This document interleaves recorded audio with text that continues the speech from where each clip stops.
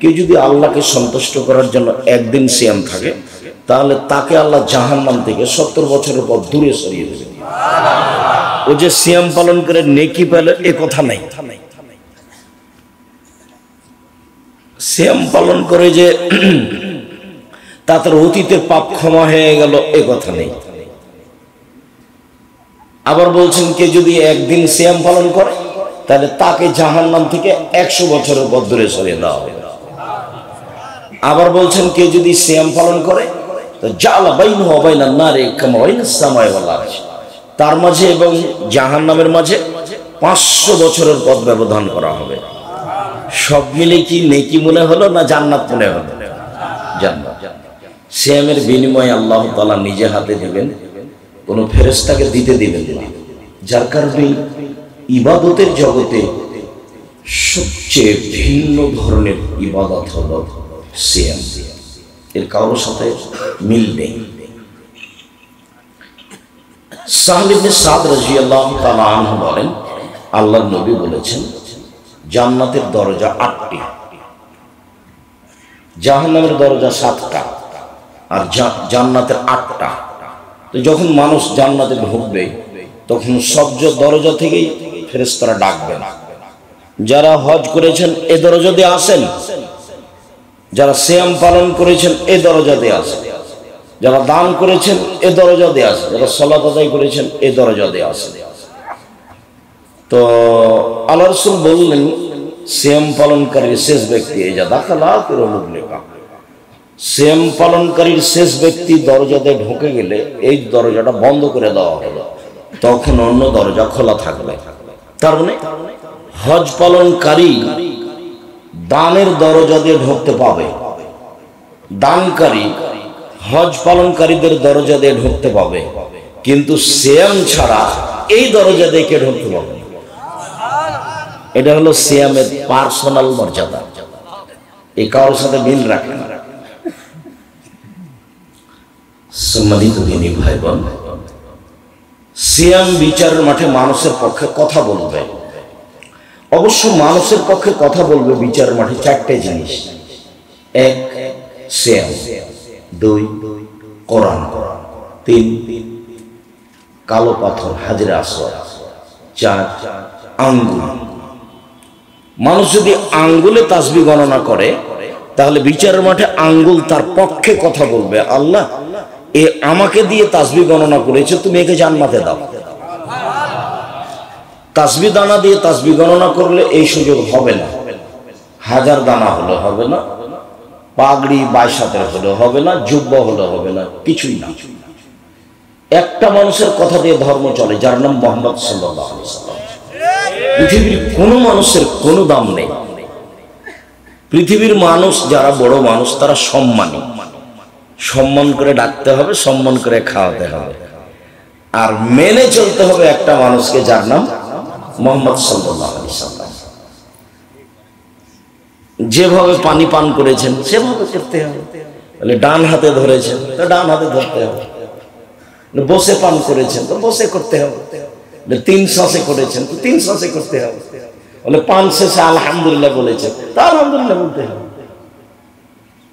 এর নাম অনুসরণ। উনি একজন, যার নাম মুহাম্মদ সাল্লাল্লাহু আলাইহি ওয়াসাল্লাম। পৃথিবীর কোনো মানুষ এই সুযোগ রাখে না, পৃথিবীর কোনো মানুষ এই সুযোগ রাখে না। সম্মানিত দিনী ভাই বোন, 1 আঙ্গুল বিচারের মাঠে আপনার পক্ষে কথা বলবে। আব্দুর রাজ্জাক সাহেব থামেন, আঙ্গুলে তাসবিহ গণনা করলে আমার ভুল হয়, তাই তো আমি তাসবিহ দানাই করি। এখন থেকে মরা পর্যন্ত যদি একদিনও ঠিক না হয় তবু নেকি হবে, এটাই পথ।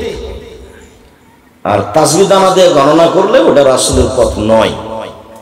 মর্মে অযথা অজুহাত দাঁড় করে কোনো লাভ নেই। এর নাম শরীয়ত কারো ভালো মন্দ দিয়ে চলে না।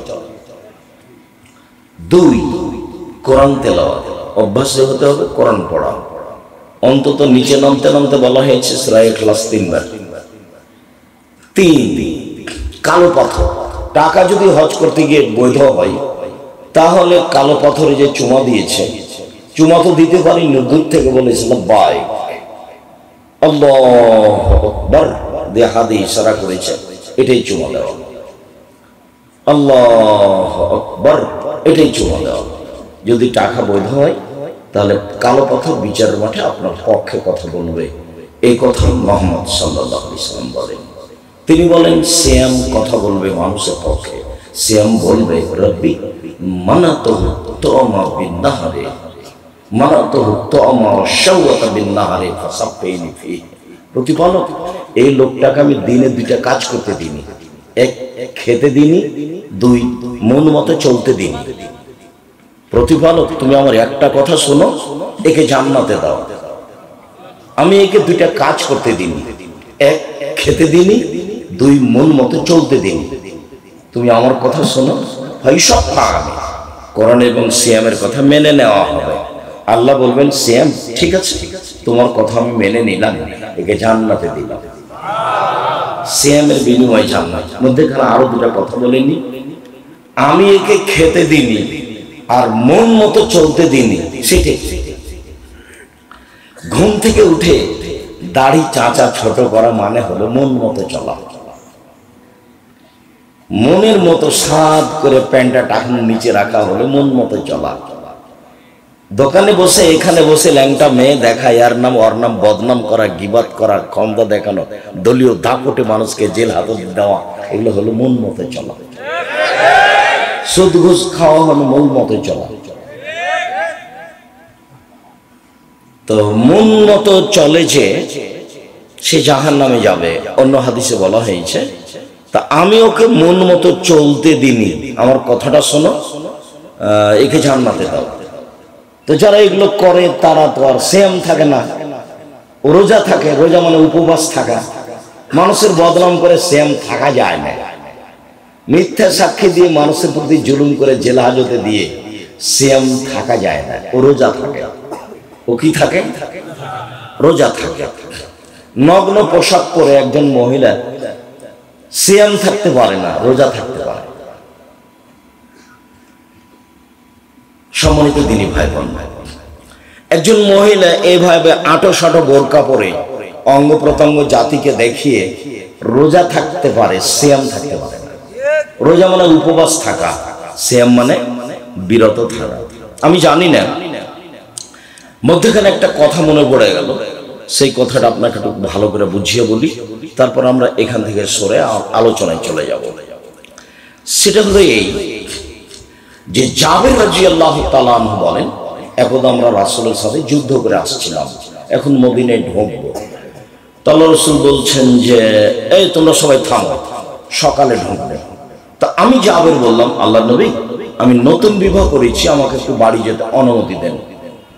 তখন আল্লাহ রাসূল অন্যদিকে কথা বলতে লাগলেন, ও তুমি নতুন বিবাহ করেছো, তো তালাক প্রাপ্তা মেয়ে বিবাহ করেছো না কুমারী মেয়ে বিবাহ করেছো? তা আমি বললাম যে তালাক প্রাপ্তা মেয়ে বিবাহ করেছি। ওর বিবাহ হয়েছিল, তার স্বামী তাকে তালাক দিয়েছে, আমি তাকে বিবাহ করেছি। আল্লাহ রাসূল বলেন, হাল্লা বিকরাম তোলায় বোকা, তুমি কুমারী মেয়ে কেন বিবাহ করলে না? তুমি তার সাথে খেলতে, তোমার সাথে খেলতো।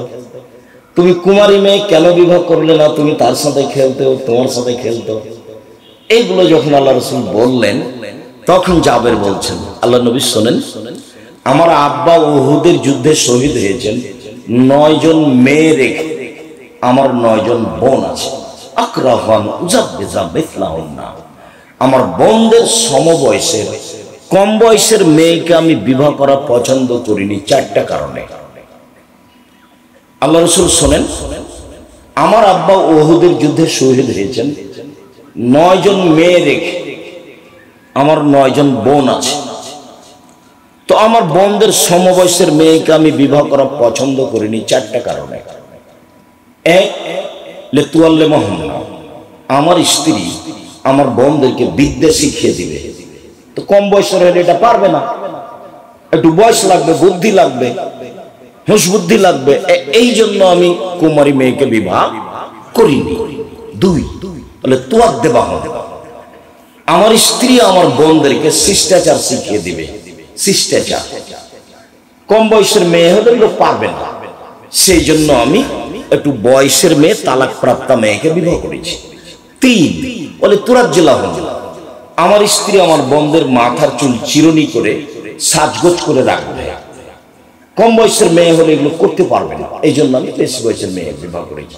চার বলে তাকুমা আলাইহিন্না, আমার স্ত্রী আমার বোনদেরকে পাহারা দিবে।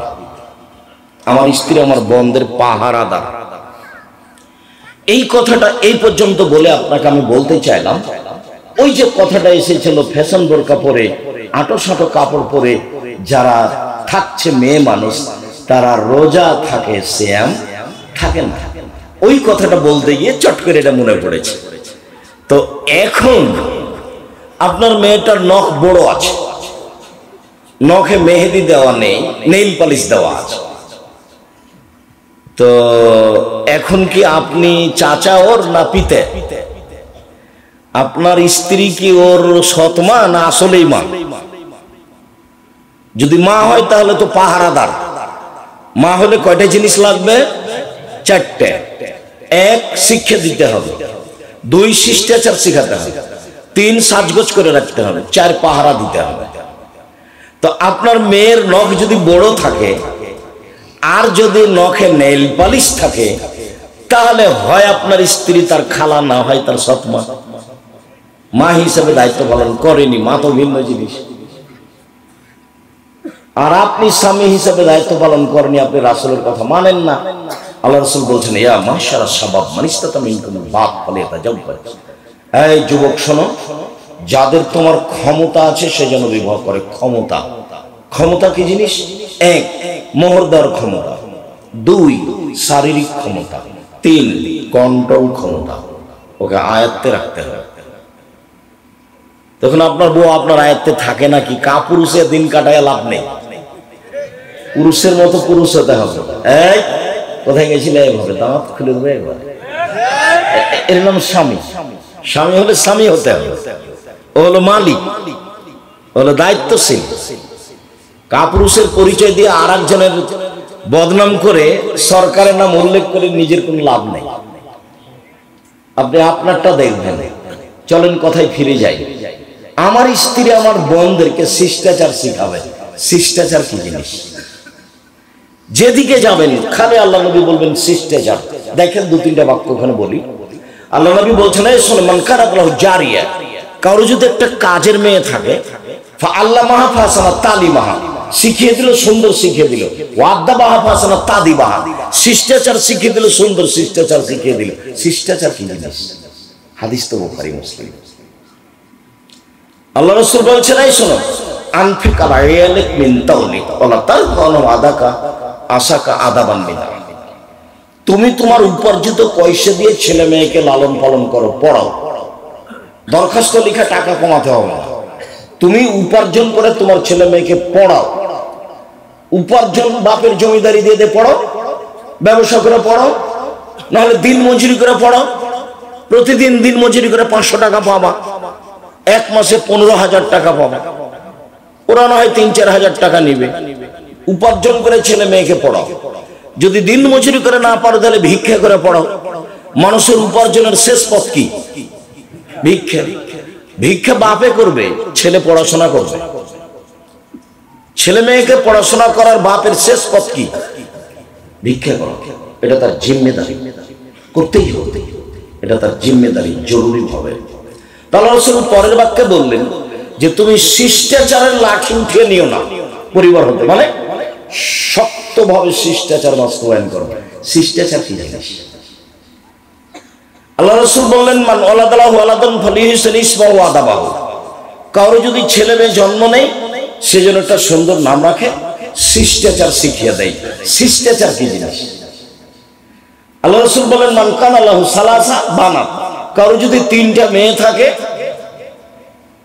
ফা আল্লামাহুন্না, তাকে বিদ্যা শিখালো, ওয়া আদাবাহুন্না, তাকে শিষ্টাচার শিখালো, অসাকাহুন্না, তাকে পান করালো, অকাসাহুন্না, তার কাপড় চোপড়ের ব্যবস্থা করলো, তাহলে কুন্না হিজাবান মিনান নারে হিজাবান নার ইয়াউমাল কিয়ামা, বিচারের মাঠে ওর মেয়ে ওকে বাঁচানোর জন্য অন্তরাল হয়ে যাবে। ওদিকে থাকবে জাহান্নাম আর এদিকে থাকবে ওর বাপ, আর মধ্যে থাকবে মেয়েরা। আগে বাপের জান্নাত ঘোষণা হবে, তারপরে স্বর্গ। মধ্যে কে আছে? মেয়েরা। এদিকে কে আছে? বাপ। আর ওদিকে কি আছে? জাহান্নাম। তবে 10টা ছেলেকে পড়ে 1 পয়সা লাভ হবে এই কথা আল্লাহ নবী বলেন। 10টা ছেলেকে যদি মাস্টার ডিগ্রি পাস করায় বাপ, তাহলে বাপের 1 পয়সা লাভ হবে এই কথা আল্লাহ নবী বলেন। তবে ছেলেকে পড়াবে কেন? জন্ম দিয়েছে এই জন্য। লাভ সব মেয়েদেরকে, সব মা মেয়েদের আলোচনা। কেন? ইহুদিরা মেয়েদের দাম দেয়নি, ওরা বলেছে ওটা হলো মনোরঞ্জনের জিনিস। 30, 40, 50 বছর পর্যন্ত জেনা করতে হবে ওর সাথে, তারপরে বিবাহ করতে হবে, 2-1টা ছেলে মেয়ে হবে, তারপর ওকে বৃদ্ধাশ্রয় করে দিয়ে দিতে হবে। ও পশু প্রাণীর মতো। খ্রিস্টানরা তার 5 পয়সা দাম দেয়নি, বলেছে এ হলো উপভোগের জিনিস। আবার বলেছে যদি এদের ঋতু হয়, হাইজ হয়, ছি ছি ছি, ওকে বাড়ির পিছন দিকে রেখে আসো, চাঁপাইনবাবগঞ্জের ভাষাতে ছাই তোলা প্লেট দিয়ে ওকে ভাত দাও। প্লেট, ছাই তোলা প্লেট বুঝেন? ছাই উঠানোর জন্য যে ভাঙা প্লেটটা ব্যবহার করে। ময়লাযুক্ত গ্লাসে ওকে পানি দাও। কেন? ওর হাইজ হয়েছে, ওর সাথে খাওয়া হবে না, ওর সাথে থাকা হবে না। ইহুদি খ্রিস্টান এরকম দেখিয়েছে। আর জাহেলিয়াতের যুগে মেয়েদেরকে মাটিতে পুঁতে দেওয়া হতো, ওরাও দাম দেয়নি, ইহুদিরা দেয় না, খ্রিস্টানরা দেয় না, হিন্দুরা আজও দেয়নি, কোনোদিন দেয়নি, কিয়ামত পর্যন্ত দেবে না। হিন্দুরা মেয়েদেরকে জমি দেয় না, হিন্দুরা মেয়েদেরকে জমি দেয় না। বিবাহের দিন শেষ করেছে সব, কলার গাছের চতুর্দিক দিয়ে ঘুরিয়ে কাজ শেষ করেছে, জমি জায়গা নেই। সব দাম দিয়েছে কোরআন, সব সম্মান দিয়েছে আল্লাহ, সব সম্মান দিয়েছেন মুহাম্মদ সাল্লাল্লাহু আলাইহি ওয়াসাল্লাম। সম্মান দিতে দিতে দিতে দিতে এই পর্যায়ে দিয়েছেন, বলছেন আর দুনিয়া কুল্লু হামাতা খায়ের মাতার দুনিয়াল মারাতুস সালাম। সব পৃথিবী, গোটা পৃথিবী সম্পদ, পৃথিবীর সবচেয়ে দামি সম্পদ মহিলা, গোটা পৃথিবী সম্পদ, সবচেয়ে দামি সম্পদ ভালো মহিলা। আমরা বলছেন সুখময় জীবনের জন্য 4টা জিনিস লাগে, তার 1 নম্বরে আলমারাতুস সালেহা, ভালো মহিলা। আবার বলছেন মহিলা যদি 4টা কাজ করে জান্নাতের সব দরজা খোলা। পুরুষ 4টা কাজ করে জান্নাত পাবে না, এই সুযোগ পুরুষের নেই। 1, 5 ওয়াক্ত সালাত, 2, রমজানের সিয়াম, 3, স্বামীকে মেনে চলা, 4, জেনায় লিপ্ত না হওয়া, জান্নাতের সব দরজা খোলা। কে যদি 3টা মেয়ে লালন পালন করে, তাহলে ওর মেয়েরা ওকে জাহান্নামে যেতে দিবে না, না করে দিবে। মেয়েরা বলবে না, হবে না, আগে জান্নাত তারপরে আমরা। যেমন ছোট অবস্থায় কোনো ছেলে মেয়ে যদি মারা যায় আপনার, তাহলে আপনার জান্নাত ঘোষণা না হওয়া পর্যন্ত ওরা আপনার পাশ থেকে সরবে না। তো ছেলে মেয়ে তো একটা, কয়টা মরে কয়টা থাকে? 10-12টা হলে 2-4টা মরতো, 2-4টা থাকতো। সব ইহুদি খ্রিস্টানরা এদেরকে পাগল বানাবো। এগুলো বিষয়ে বক্তব্য শুনলে আব্দুল্লাহর বক্তব্য ফিরে যেতে। সম্মানিত দিনী ভাই বোন, বলছিলাম শিষ্টাচার কি জিনিস, সব জায়গায় কেন শিষ্টাচার? 4টা কারণে আমি কম বয়সের মেয়ে বিবাহ করিনি। 1, শিক্ষা দিবে, 2, শিষ্টাচার শিখাবে, 3, সাজগোজ করে রাখবে, 4, পাহারা দিবে। আপনার মেয়েটা স্কিন পায়জামা পরে হাটে বাজারে যায়, যেটা পায়ের সাথে লেগে আছে, গায়ের সাথে লেগে আছে, আপনার চোখে পড়ে না, আপনার একটু লজ্জা হয় না, আপনার একটু ছায়া হয় না, আপনার স্ত্রী দেখে না, ও হস্তিনী বউকে তালাক দিতে হবে, ওই বউকে তালাক দিতে হবে। আমি তালাক দিতে আদেশ করিনি, আমার পরামর্শ। তবে এটা বউ নয়, এ কথাই ঠিক। ও ছেলে মেয়েকে লালন পালন করা জানে না, ওর বাপে বিবাহ দিয়েছে, স্বামীর কাছে গেছে, সেই জন্য বাচ্চা হয়ে গেছে। আসলে ও মা, এ কথা তার জানা নাই। এই ছেলে, মা হলে কয়টা জিনিস লাগবে মনে করে যাওয়া এখান থেকে। তোমার কিছু না কিছু আমি উপকার করবো ইনশাল্লাহ। বক্তব্যের সাথে ফাঁকি দিও না, মুনাফিকি করো না, মুনাফিকি করে কোনো লাভ নাই। তোমার প্যান্টটা যদি টাকনোর নিচে থাকে, তোমার বোনের যদি পায়জামাটা স্কিন হয়, গায়ে লেগে থাকে, তুমি তোমার মাকে কালকে বলিও, আম্মা আপনাকে আব্দুর রাজ্জাক সাহেব খালা বলে ডাকতে বলেছে, খালা কেমন আছে? আম্মা আপনাকে আব্দুর রাজ্জাক সাহেব বলে গেছেন সৎমা বলে ডাকতে, সৎমা কেমন আছেন? আসসালামু আলাইকুম, সৎমা কেমন আছে? মা হলে কি করতে হবে? শিক্ষা দিতে হবে, সব শিক্ষা একরকম নয়। শিষ্টাচার শেখাতে হবে, সব শিষ্টাচার একরকম নয়। মোবাইলটা রিং হচ্ছে, অন করে দে হ্যালো, এটা একটা শিষ্টাচার। অন করে দে আসসালামু আলাইকুম, এটা একটা শিষ্টাচার। দুটো এক নয়। এক গ্লাস পানি আপনি আমাকে দিলেন, আমি বললাম থ্যাংক ইউ। আপনি আরেকজন মাওলানা সাহেবকে দিলেন, মাওলানা সাহেব বলেন জাযাকাল্লাহ খায়ের। দুটাই শিষ্টাচার, দুটো এক নয়। দাম আছে শিষ্টাচারের। ভাত দাবা ফাসানা তাদি বাহা, শিষ্টাচার শিখিয়ে দিল, সুন্দর শিষ্টাচার শিখিয়ে দিল। আমি লন্ডন সফরে সাউথ হলে জুমার খুতবা দিয়ে নিচে নামছি, তাই দৌড়িয়ে এসে বাচ্চা নিয়ে এসে বলছে একটু দোয়া করে দেন, একটু দোয়া করে দেন। তো আমি মাথায় হাত দিয়ে দোয়া করতে দেখছি, মাথার চুল বাম দিকতে এভাবে কাটা আছে, 3টে কেঁচি মারা আছে। তাই বললাম যে ওর মা মনে হয় চুল ছাড়তে জানে, দিচ্ছিল, ছেলে দিচ্ছিল, এরকম ছেলে মনে হয় দিচ্ছে না। ওই আব্দুল্লাহর ছেলে আছে মোহাম্মদ, ওকে যদি নাপিতের কাছে নিয়ে যাওয়া হয় তো খালি হইচই লাগিয়ে দেন, না না আমার দাদি, আমার দাদি, আমার দাদি। ওর দাদিকে চুল ছেড়ে দিতে হবে। তা এরকমই কিছু হবে। তো এই কথা বলেই আমি এখন নিচে নেমে ঘুরছি, তো চুল ছাড়া সাইনবোর্ড দেওয়া আছে, দেখি এরকম দাগ দেওয়া আছে। তা আমি বললাম জনাব, লন্ডনে এসেছি উপার্জন করে খেতে, আদর্শ বিক্রি করতে আসি। এখানে বহু ছেলে দেখবেন মাথার চুল ওপরে আছে, সব জিনিস কাটা আছে, ওটা খেলোয়াড়ে।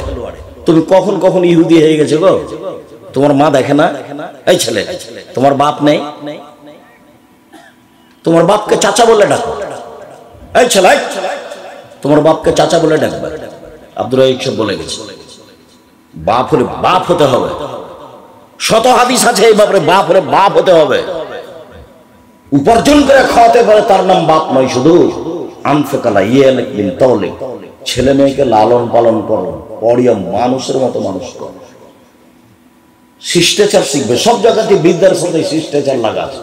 শত হাদিস শিষ্টাচার দিয়ে গড়া। মেয়েটার নখ বড় কেন? কেন থাকবে?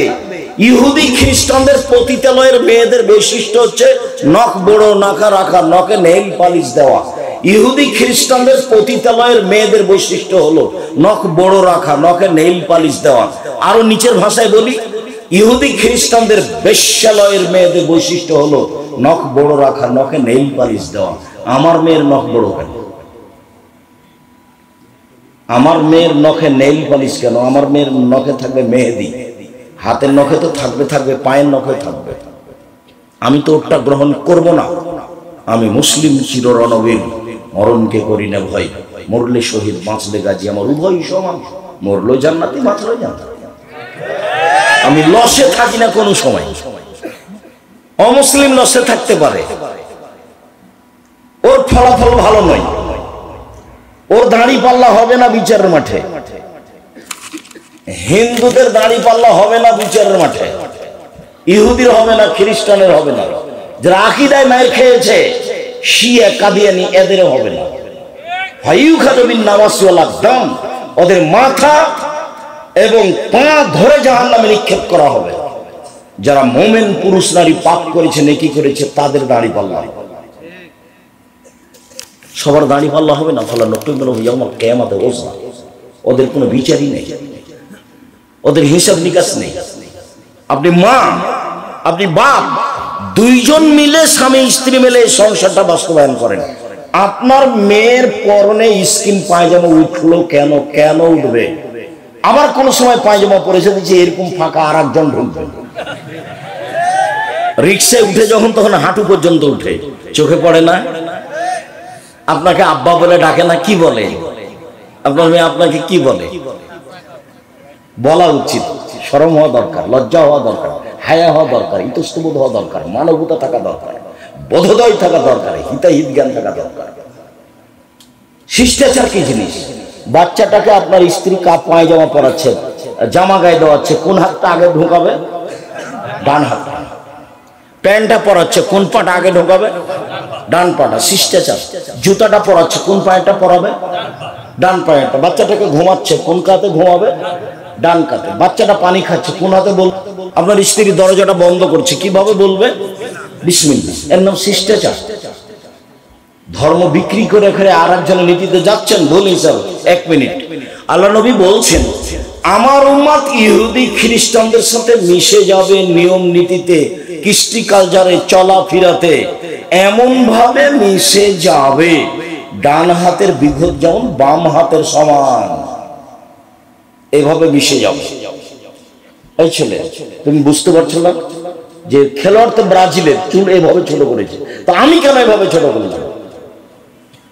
তোমার মাথার চুল তুমি বুঝতে পারো না? 2-4 বছর আগে, 2 বছর আগে এভাবে ছাড়তে। আমার উম্মত ওদের সাথে মিশে যাবে, ডান পায়ের জুতা যেমন বাম পায়ের সমান, চাল চলনে, কথা কাজে, কর্মে। এবার তিনি ভাষাগত নিচে নামতে লাগলেন দুঃখ করে, পৃথিবীর মানুষ শুনে রেখো, আমার উম্মত ইহুদি খ্রিস্টানদের সাথে মিশে যাবে, মিশতে মিশতে ওরা যদি মায়ের সাথে জেনা করে থাকে, আমার উম্মত মায়ের সাথে জেনা করবে। যার কারণে তো এইভাবে প্যান্ট পরতে, এইভাবে টাই পরতে, এইভাবে নখ কাটতে, রাখতে, এইভাবে নেল পালিশ দিতে ভালো লাগে, এইভাবে স্কুল কলেজ চালাতে ভালো লাগে, যার কারণে গুড মর্নিং ভালো লাগে, যার কারণে থ্যাংক ইউ ভালো লাগে। ওর সাথে তো আমার আদর্শের মিল নাই। আল্লাহ নবী বলছেন দিন রাত তার বিরোধিতা করো।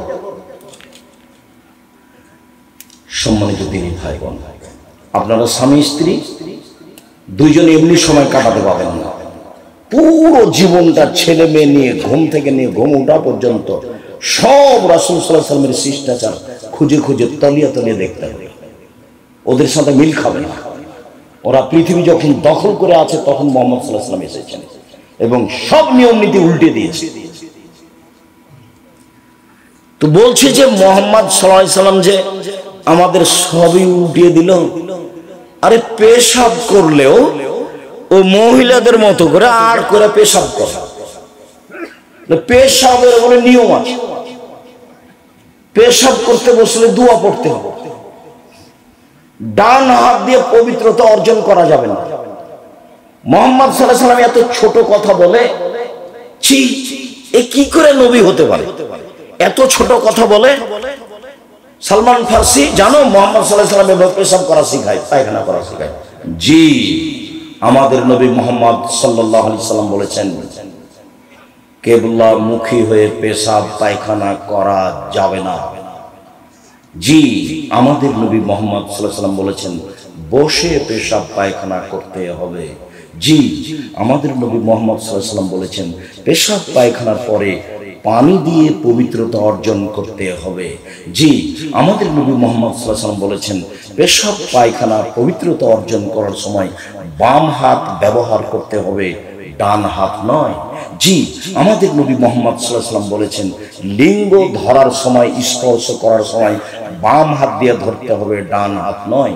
জি, আমাদের মুহাম্মদ সাল্লাল্লাহু আলাইহি ওয়াসাল্লাম বলেছেন পানি না থাকলে ঢেল, 3টি ঢেল দিয়ে পবিত্রতা অর্জন করতে হবে, টিস্যু পেপার দিয়ে পবিত্রতা অর্জন করতে হবে। জি, আমাদের নবী মুহাম্মদ সাল্লাল্লাহু আলাইহি ওয়াসাল্লাম বলেছেন হাড় দিয়ে পবিত্রতা অর্জন করা যাবে না, কয়লা দিয়ে পবিত্রতা অর্জন করা যাবে না।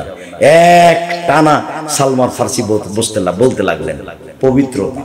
ওদের টয়লেটে পানির ব্যবস্থা নাই, ইহুদি খ্রিস্টানদের টয়লেটে পানির ব্যবস্থা নাই, পবিত্রতা লাগবে না, কুকুর প্রিয় মানুষ। আমি এখন ওই বার্মিংহামের ট্রেন স্টেশনে যাচ্ছি, বলছে সাহেব টয়লেটে যেতে হবে। ওস্তাদজি টয়লেটে যাবেন তো পানির ব্যবস্থা নাই যে, কি করতে হবে? মানে টিস্যু ব্যবহার করে পবিত্রতা অর্জন করতে হবে। তুমি ওর সব দিয়েছো, তোমার পিঠে তোমার একটা গেঞ্জি আছে, পিছন দিকে 47 লেখা, তোমার গায়ে একটা গেঞ্জি আছে, তার পিছনে 10 লেখা আছে, তোমার 10 দিয়ে দিয়েছি আমার নামাজ শেষ, এমন বিশাল করে লেখা আছে। এরই নাম হলো ওদের কৃষ্টি কালচার আমাদের ছেলে মেয়ে কি করবে? গ্রহণ করবে। এমন ভাবে স্কিন পায়জামা পরেছে আমার মেয়ে যে শরীর তো দেখা যাচ্ছে, লজ্জা স্থান বোঝা যাচ্ছে। ছি ছি ছি ছি, তখন আপনি বাপ, ছি তখন আপনি মা। জি না, বলি দুঃখিত। বাপ দেখবেন, 1 মিনিট কথা মধ্যেখানে ঢোকে আমার লম্বা হয়ে গেল। 1 মিনিট বাপ দেখবেন, দেখেন বাপ কাকে বলে। আয়েশা রাদিয়াল্লাহু তাআলা আনহা বলেন আমরা এক যুদ্ধ থেকে আসছিলাম, হঠাৎ করে আমার গলার হাড়টা হারিয়ে গেল, খুঁজে পাই না। সলাতের টাইম হয়ে গেছে, নামাজের টাইম হয়ে গেছে, পানি নেই, অজুও করতে পারি না, যেতেও পারি না। সব মানুষ বিপদে পড়ে গেল, 1200-1400 মানুষ, পানি নেই, অজু করবো কি করে, এখানে যেতেও পারি না, হার খুঁজে পাই না। জনগণ আমার আব্বাকে বলল, জানেন কি ঘটিয়েছে আপনার মেয়ে? কি ঘটিয়েছে? আপনার মেয়ে তো হার হারিয়েছে, যার কারণে তো আমরা খুঁজে পাই না, যেতে পারি না, তাই মানুষগুলোর এত সমস্যা ঘটিয়েছে। জি। আয়েশা রাদিয়াল্লাহু তাআলা আনহা বলছেন, আমার আব্বা আমার কাছে আসলেন, আবু বকর সিদ্দিক আমার কাছে আসলেন, ফালাকাজানি লাকতাতান শাদীদা, আমার কোমরের উপরে এত জোরে একটা কিল মারলেন। ওই সময় আমার স্বামী আমার উরু রানের উপরে মাথা দিয়ে ঘুমিয়েছিলেন। আমার স্বামী আমার উরু রানের উপরে মাথা দিয়ে ঘুমিয়েছিলেন। যদি আমার স্বামী আমার উরু রানের উপরে মাথা দিয়ে না ঘুমাতেন, তাহলে মায়ের চোটে, মায়ের কারণে আমি দূরে সরে যেতাম। 1 মিনিট, এই ছেলে, এটা বাংলাদেশি স্বভাবে, বাংলাদেশি বিধি বিধানে জামাই যদি মেয়ের উরু রানের উপরে মাথা দিয়ে ঘুমায়, আর শ্বশুর মেয়ের বাপ যদি ওইদিকে গিয়ে দেখে, তাড়াতাড়ি ভাবে ঘুরে আসে। কথা মনে হয় আমি বুঝাতে পারি। মেয়েকে কিছু বলবে, এই জন্য যাচ্ছে, গিয়ে দেখছে যে জামাই মেয়ের উরু রানের উপরে মাথা দিয়ে ঘুমিয়ে আছে। এখন কিছু বলা বাদ দিয়ে বাপ কি করবে? পাল্টা ঘুরে আসবে। এটা হলো বাংলাদেশি স্বভাব। ওই অবস্থাতেই মেরে দিলেন কয়েকটা কিল, এত জোরে মারলেন, মায়ের কারণে দূরে সরে যায়, এরকম অবস্থা। সবচেয়ে বড় মানুষে মারলেন পৃথিবীর ইতিহাসে। নবী রাসূল বাদ দিয়ে আদম থেকে নিয়ে কিয়ামত পর্যন্ত আবু বকর সিদ্দিকের চেয়ে কোনো দামি মানুষ জন্ম নেয়নি, নিবেও না। আবু বকর সিদ্দিক রাদিয়াল্লাহু তাআলা মানুষ হিসেবে সবচেয়ে দামি মানুষ, উনি মারলেন। আর যাকে মারছেন পৃথিবীর ইতিহাসে সবচেয়ে দামি মহিলা, ইনি হলেন আয়েশা রাদিয়াল্লাহু তাআলা। আর যার সামনে মারলেন উনি হচ্ছেন পৃথিবীর সবচেয়ে দামি মানুষ, উনি হলেন মুহাম্মদ সাল্লাল্লাহু আলাইহি ওয়াসাল্লাম।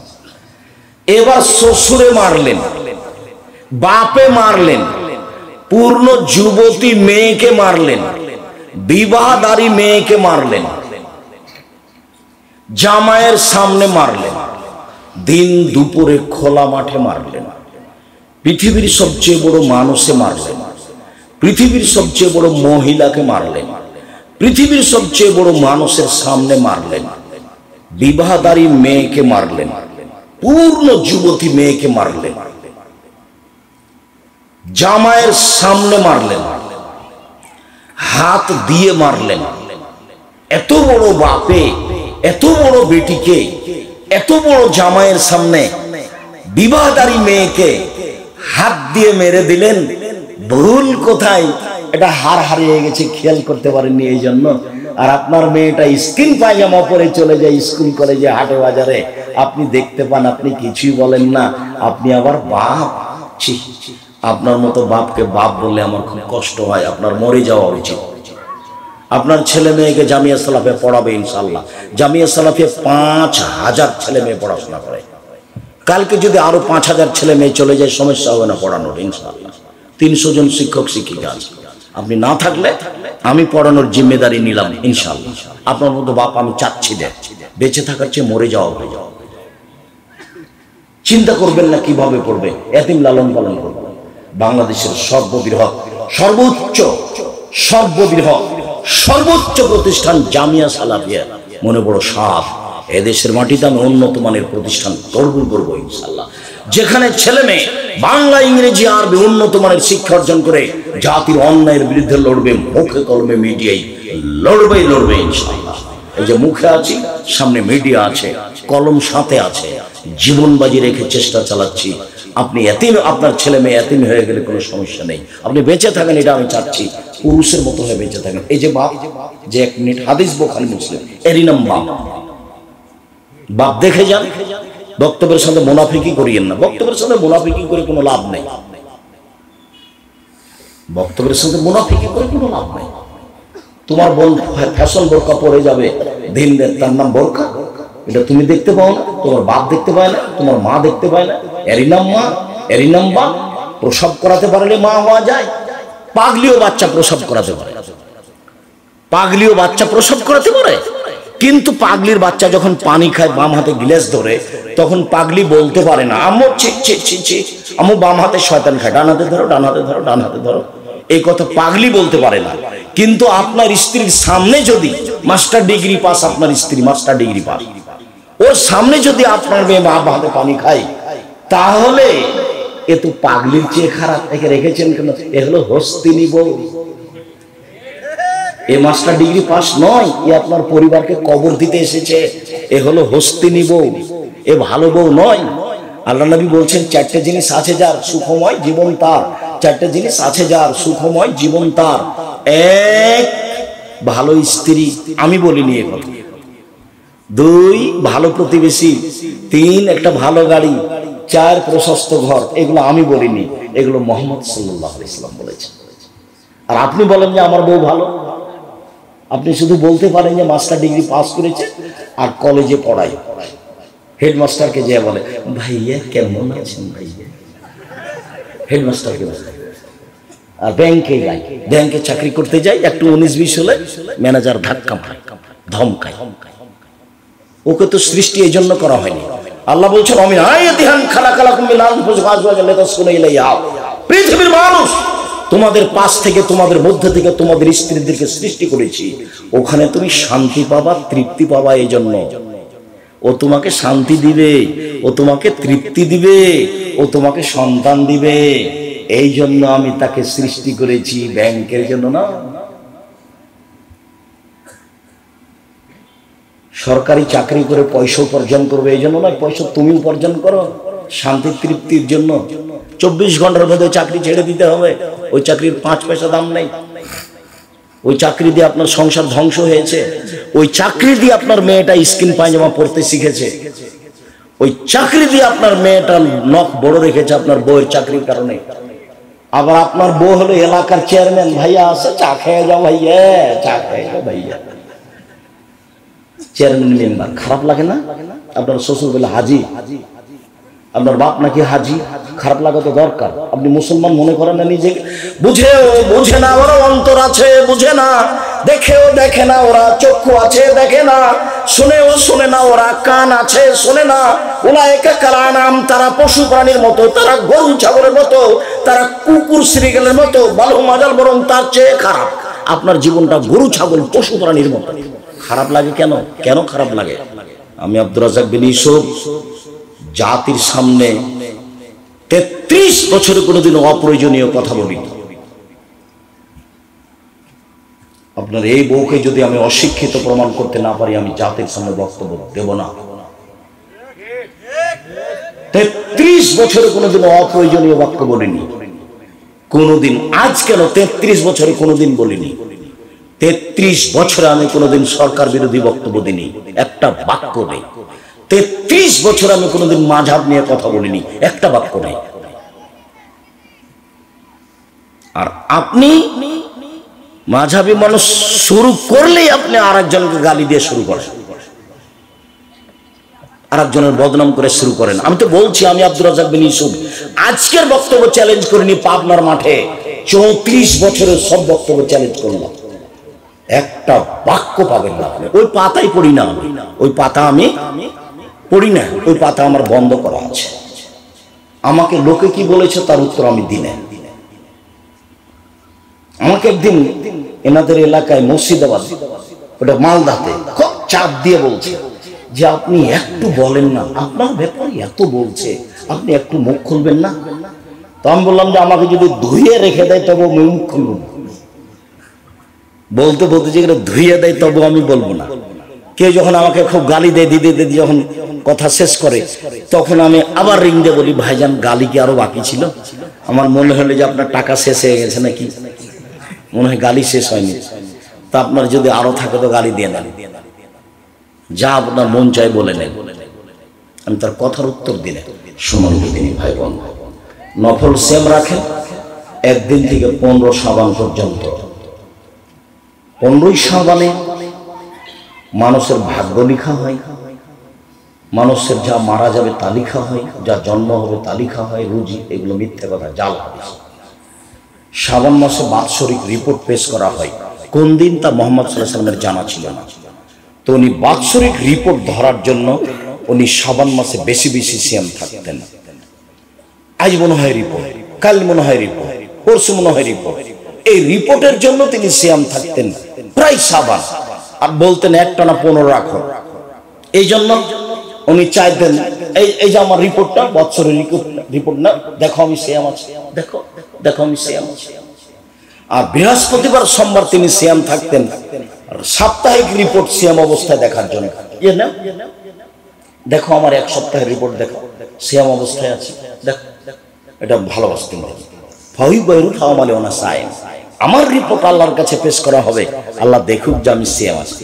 মুহাম্মদ সাল্লাল্লাহু আলাইহি সাল্লাম বৃহস্পতিবার সোমবার সিয়াম থাকতেন, রোজা থাকতেন। কেন?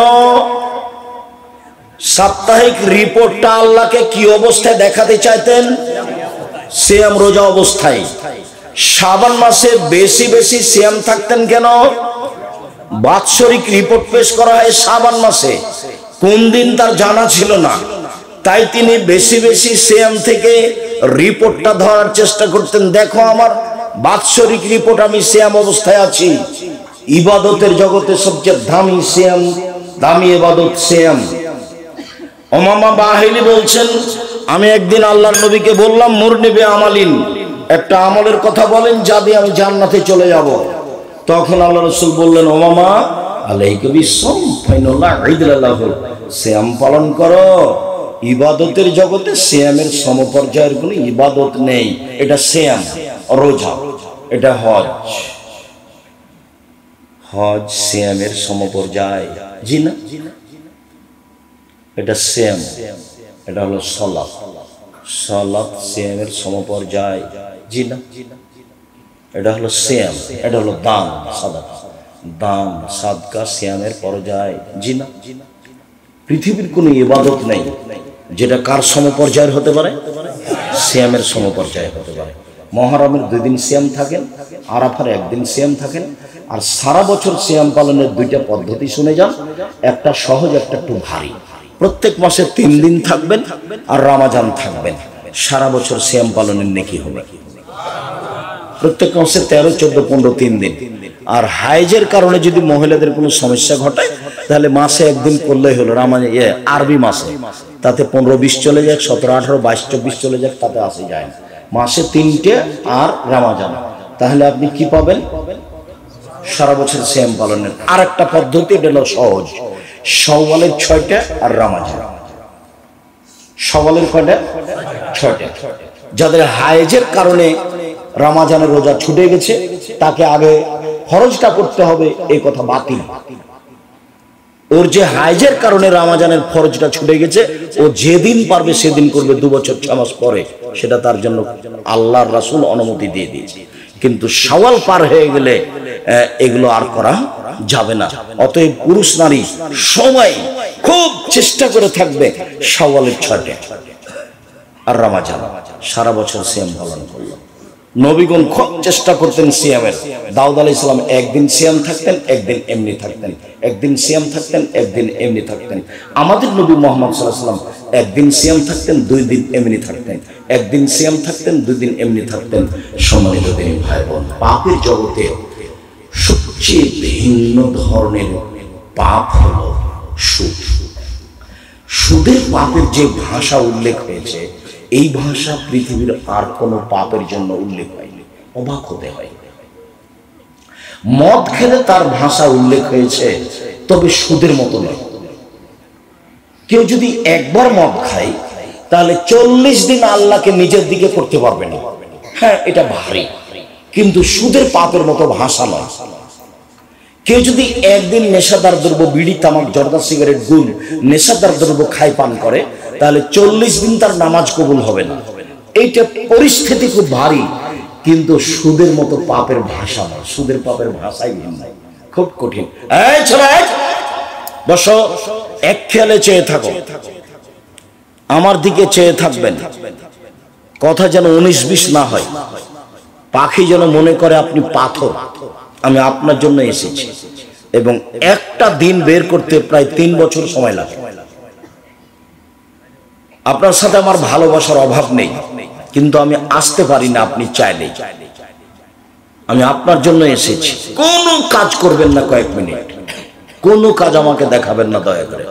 উপস্থিত বৈঠকের দিনই মুসলিম বোন আপনাকে বলছি, কথা বলবেন না। ঢং ঢং ঢং ঢং করে গল্প করতে করতে এসেছেন, আবার ঢং ঢং ঢং ঢং করে গল্প করতে করতে চলে যাচ্ছেন। স্বামী নাই, বাপ নাই, ওভাবে এসেছেন কেন? আর একজনের সাথে কথা বলছেন কেন? আর একজন যদি গায়ের উপর দিয়ে চড়ে চলে যায় তবু মুখ খুলবেন না, মুখখান বন্ধ রাখবেন। এটা শিষ্টাচার নয়। মুখ খুললেন কেন?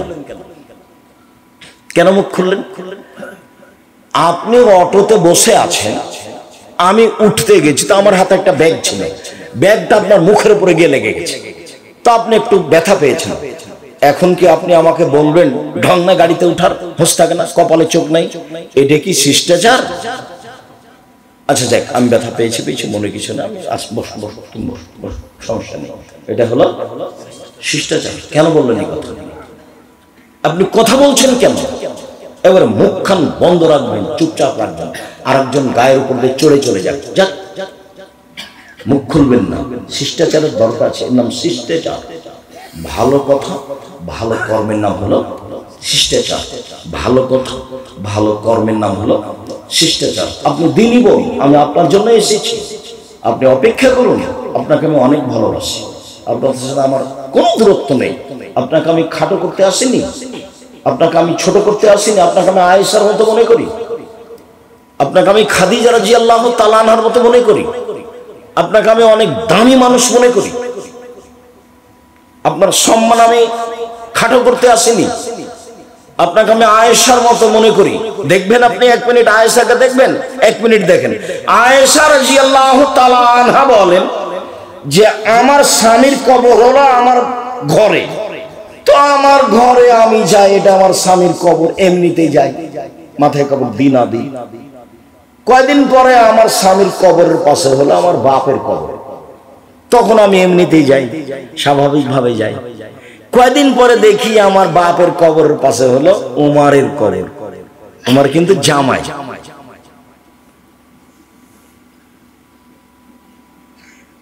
তো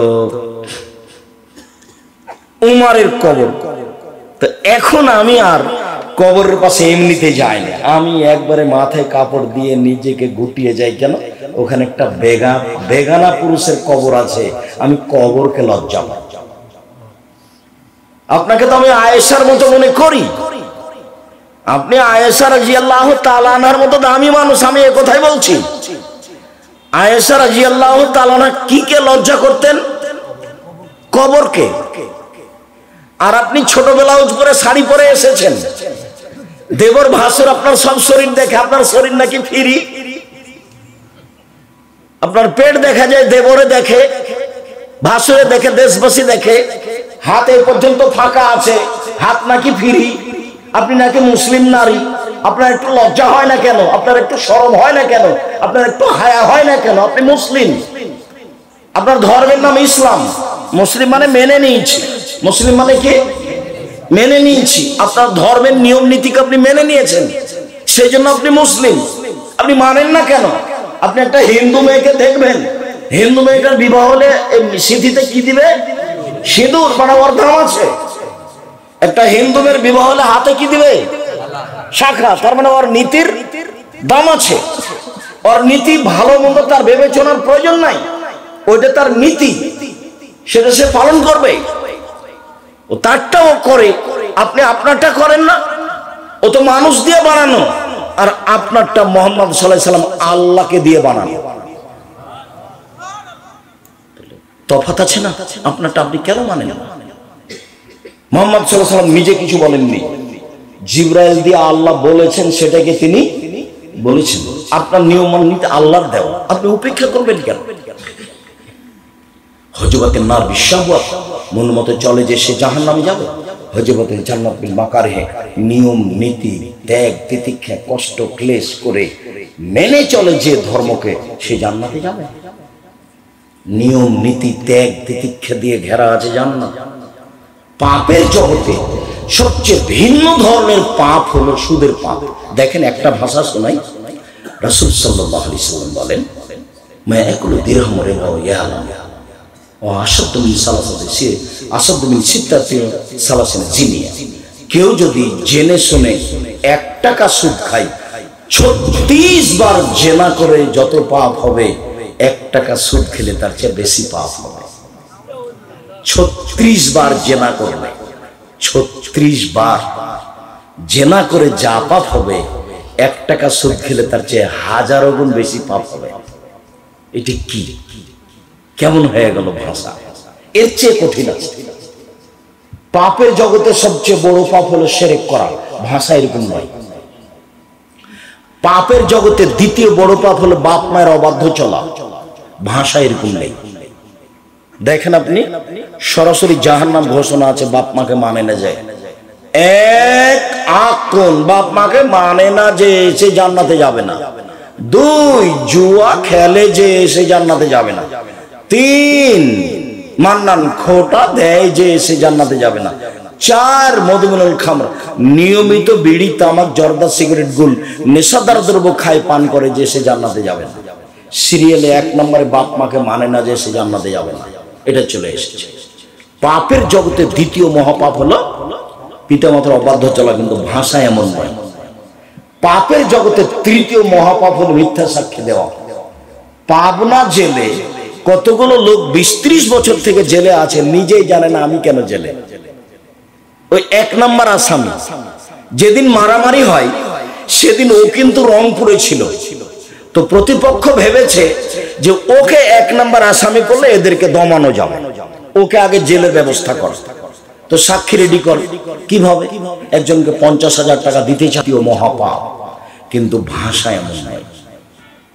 আর একটা শোনেন, আল্লাহ রাসূল বলছেন, আর রিবা সাবুনা জুসান আইসারুহা ইনকারাজুল উম্মাহ।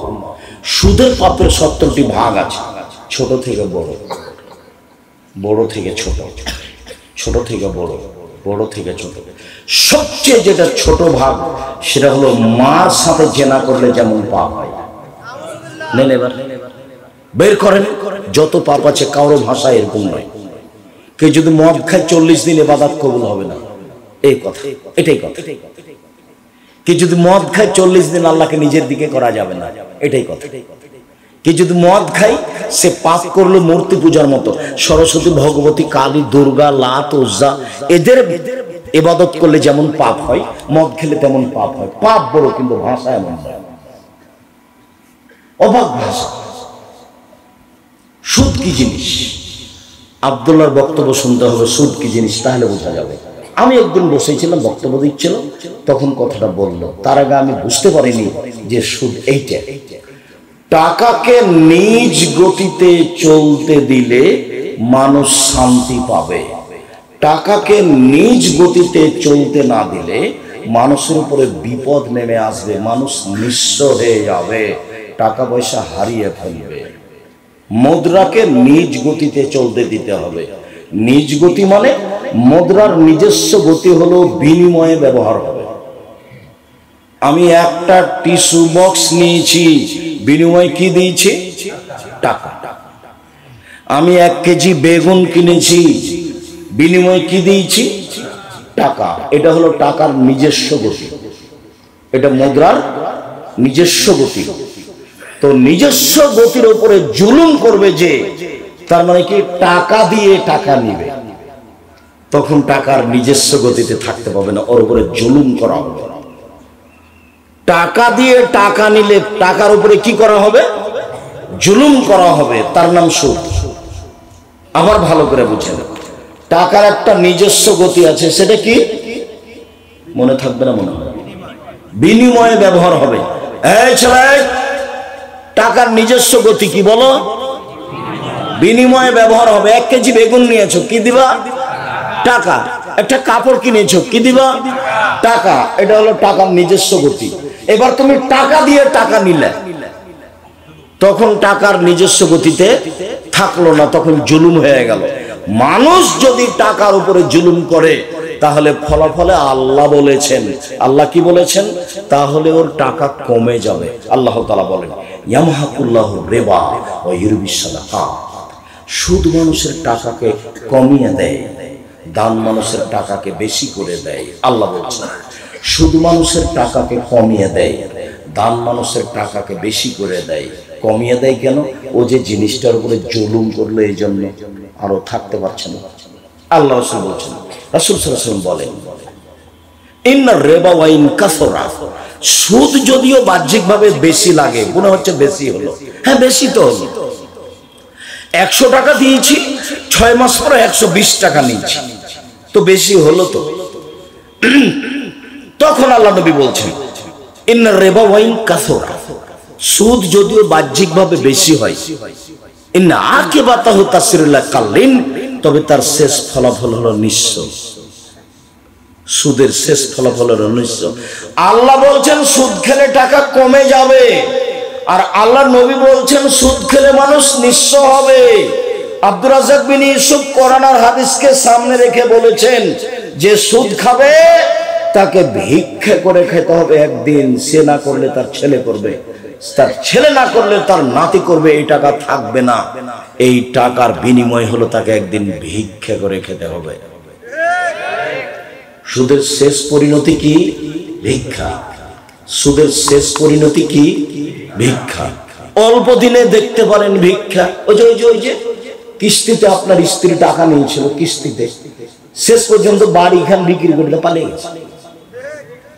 বাড়ি ব্যাংক সরকার নিয়ে নিয়েছে, জমিয়ে নিয়ে নিয়েছে। কত আপনার বাড়ির পাশে প্রমাণ আছে। সুদ খেলে দেশের টাকা 2-1 মানুষের কাছে চলে যাবে, বাকি মানুষ নিঃস্ব হয়ে যাবে। সুদ খেলে পৃথিবীর 2-1 দেশে টাকা চলে যাবে, বাকি দেশ দেউলিয়া হয়ে যাবে। বাকি দেশ কি হবে? দেউলিয়া হয়ে যাবে। এটা সুদের ফলাফল। যার কারণে সুদের পাপের ভাষাগুলি এরকম, অবাক হতে হয়। সম্মানিত দিনী ভাই বোন, আল্লাহ বলছেন কালু ইন্নামাল বাইউ মিসলু রিবা, মানুষে বলছে সুদা ব্যবসা একই, সুদেও টাকা বাড়ে, ব্যবসাতে টাকা বাড়ে, সুদেও টাকা বাড়ে, ব্যবসাতে টাকা বাড়ে। মানুষে বলছে সুদার ব্যবসা একই। তখন আল্লাহ তাআলা বলছেন আরে না, আহলাল্লাহু বাইউ হারামা রিবা, আল্লাহ চিরদিনের জন্য সুদকে হারাম করেছেন আর চিরদিনের জন্য ব্যবসাকে বৈধ করেছেন। চিরদিনের জন্য সুদ হারাম, চিরদিনের জন্য ব্যবসা যায়। এই ছেলে আরো শোনো, মুহাম্মদ সাল্লাল্লাহু আলাইহি ওয়াসাল্লামের মুখের কথা, আর তাজিরা সাদিক এখনো ইয়াউমুল কিয়ামা মা শুহুদা সিদ্দিকুন ওয়াল আম্বিয়া, সত্যবাদী ব্যবসায়ী বিচারের মাঠে নবীগণের সাথে থাকবেন। না এবার এদিক ওদিকে খেয়াল করেছিল, বুঝতে পারোনি ওই সময়ে ইহুদি খ্রিস্টানেরা কি বলেছিল? ওরা বলেছিল সুদ আর ব্যবসা একই। ওরা কি বলেছিল? সুদ আর ব্যবসা একরকম। কেন? সুদেও টাকা বাড়ে, ব্যবসাতেও টাকা বাড়ে। তখন আল্লাহ এই কথাটা ঠেকিয়ে দিয়ে বললেন, পৃথিবীর মানুষ শুনে রেখো, সুদ চিরদিনের জন্য হারাম, ব্যবসা চিরদিনের জন্য হালাল। আল্লাহ বললেন শুনুন, শুধু তাই নয়, আল্লাহ নবী বলছেন মানুষ যদি ব্যবসাতে সত্যবাদী হয়, মিথ্যে কথা না বলে ব্যবসায়ী, তাহলে বিচারের মাঠেও নবীর সাথে থাকবে। তাহলে কি সুদার ব্যবসা এক হলো? এখানে আল্লাহর নবী বললেন যে ব্যবসায়ী যদি সত্যবাদী হয় তাহলে কার সাথে থাকবে? নবীর সাথে থাকবে। আর ওখানে আল্লাহ নবী বললেন কে যদি 1 টাকা সুদ খায় তাহলে 36 বার জেনা করলে যত পাপ হবে 1 টাকা সুদ খেলে তার চেয়ে বেশি পাপ। আবার বললেন যে সুদের ছোট পাপটা হলো মায়ের সাথে জেনা করলে যেমন পাপ হয়। কেমন ভাষা দেখেন তো, কত ভারী। মায়ের সাথে জেনা করলে যেমন পাপ হয়, কোন পাপের এরকম ভাষা নেই। মানুষকে হত্যা করা মহাপাপ, ভাষা এমন নয়। এতিমের টাকা পয়সা খেয়ে নেওয়া মহাপাপ, ভাষা এমন নয়। মানুষের জমি জোর করে দখল করা মহাপাপ, ভাষা এমন নয়। মানুষকে গালি দেওয়া মহাপাপ, ভাষা এমন নয়। মা বাপ মায়ের অবাধ্য চলা মহাপাপ, ভাষা এমন নয়।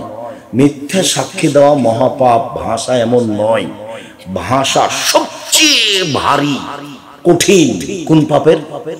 সুদের পাপ। বিবাহিত ছেলে মেয়ে যদি জেনা করে তাহলে তাকে ইট ঢেল পাথর দিয়ে মেরে মেরে মেরে ফেলতে হবে। অবিবাহিত ছেলে মেয়ে যদি জেনা করে তাহলে 100 লাঠি পিটিয়ে তাকে এলাকা থেকে তাড়িয়ে দিতে হবে। জেনার গতিবিধি ভিন্ন, ওর সাথে কোনো পাপের বাস্তবতার মিল নাই। কেউ যদি জেনা করে বিবাহ না করার আগে তাহলে তাকে 100 লাঠি পিটিয়ে এলাকা থেকে 1 বছরের জন্য তাড়িয়ে দিতে হবে। এমন কোনো পাপ নাই যার বিধান এরকম। আবার বিবাহ করার পরে যদি কেউ জেনা করে তাহলে তাকে ইট ঢেল পাথর দিয়ে মেরে মেরে মেরে ফেলতে হবে। এদেশের লাখো ভাবিকে ইট ঢেল পাথর দিয়ে মেরে ফেলতে হবে যারা দেবরের সাথে জেনায় লিপ্ত হয়েছে। এদেশের লাখো দুলাভাইকে ইট ঢেল পাথর দিয়ে মেরে ফেলতে হবে যারা সেলিকার সাথে জেনায় লিপ্ত হয়েছে। এদেশের লাখো পুরুষকে ইট ঢেল পাথর দিয়ে মেরে ফেলতে হবে যাদের স্ত্রী থাকা সত্ত্বেও অন্য মহিলার সাথে জেনায় লিপ্ত হয়েছে। এদেশের লাখো নারীকে ইট ঢেল পাথর দিয়ে মেরে ফেলতে হবে সরকারিভাবে যাদের স্বামী থাকা সত্ত্বেও অন্য পুরুষের সাথে জেনায় লিপ্ত হয়েছে। পাপের জগতে এমন কোনো পাপ নেই যেটা এমন হতে পারে 3 শ্রেণীর মানুষকে হত্যা করতে হয়, তার 2 শ্রেণীর মানুষের বাঁচার পথ আছে। আশহাদু আল্লা ইলাহা ইল্লাল্লাহ, আমি সাক্ষ্য দিচ্ছি আল্লাহ ছাড়া কোনো মাবুদ নাই। ওয়া আশহাদু আন্না মুহাম্মাদুর রাসূলুল্লাহ, আমি সাক্ষ্য দিচ্ছি মুহাম্মদ আল্লাহর রাসূল। এরকম সাক্ষী দেওয়ার লোককে হত্যা করা যায় 3টা পাপের কারণে, তবে 2টা পাপের কারণে বাঁচা যায়। এক, বলছে আমি কোরআন মাজিদ মানি না, তাহলে তাকে সরকারিভাবে হত্যা করতে হবে, তার নাম মুরতাদ। এক, বলছে গাভীর দুধ হারাম, তাহলে তাকে হত্যা করতে হবে সরকারিভাবে। এক, বলছে যে মদ হালাল, তাকে হত্যা করতে হবে সরকারিভাবে, তবে আর বাঁচার পথ আছে। একে ফাঁসির মঞ্চে নিয়ে যাওয়া হয়েছে, ফাঁস টান টান, তখন বলছে ভুল হয়েছে ভুল হয়েছে ভুল হয়েছে, কোরআন মাজিদে আল্লাহর বিধান, কোরআন মাজিদে আল্লাহর বিধান, আমার ভুল হয়েছে, তাকে ফাঁস থেকে নামিয়ে নিতে আর ফাঁসি হবে। এ দেখেন বেঁচে গেল।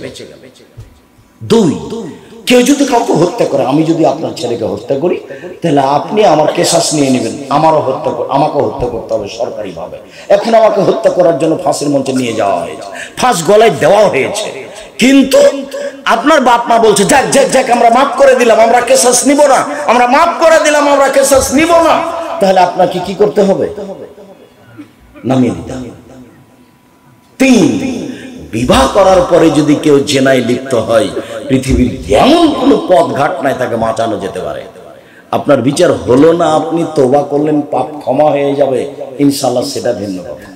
তার দয়া ভিন্ন, ফেরাউনকে মাফ করতে পারে সেটা ভিন্ন কথা। কিন্তু আপনাকে এইটা জানতে হবে, অন্তত আপনি বেঁচে থাকার কোনো সুযোগ রাখেন না, এটা আপনাকে মনে রাখতে হবে। 1 মিনিট, এই ছেলে 1 মিনিট, যা তোমরা তুমি গামে দিয়ে, গামেদ সম্প্রদায়ের একজন মহিলা আসলো, এসে আল্লাহ রাসূলকে বলছে তাই আপনি রাসূলুল্লাহ, আল্লাহ রাসূল আমাকে পবিত্র করেন। তখন আল্লাহ রাসূল বলছেন ইরজি, বাড়ি ফিরে যাও, আস্তাগফিরুল্লাহ, আল্লাহর নিকটে ক্ষমা চাও, তুবি ইলাইহি, তওবা করো। তখন মহিলাটি বলছে মাইজুবনে মালিকের বিচার না করে তাকে ফিরিয়ে দিয়েছিলেন, সেভাবে আপনি আমাকে ফিরিয়ে দিতে চাচ্ছেন?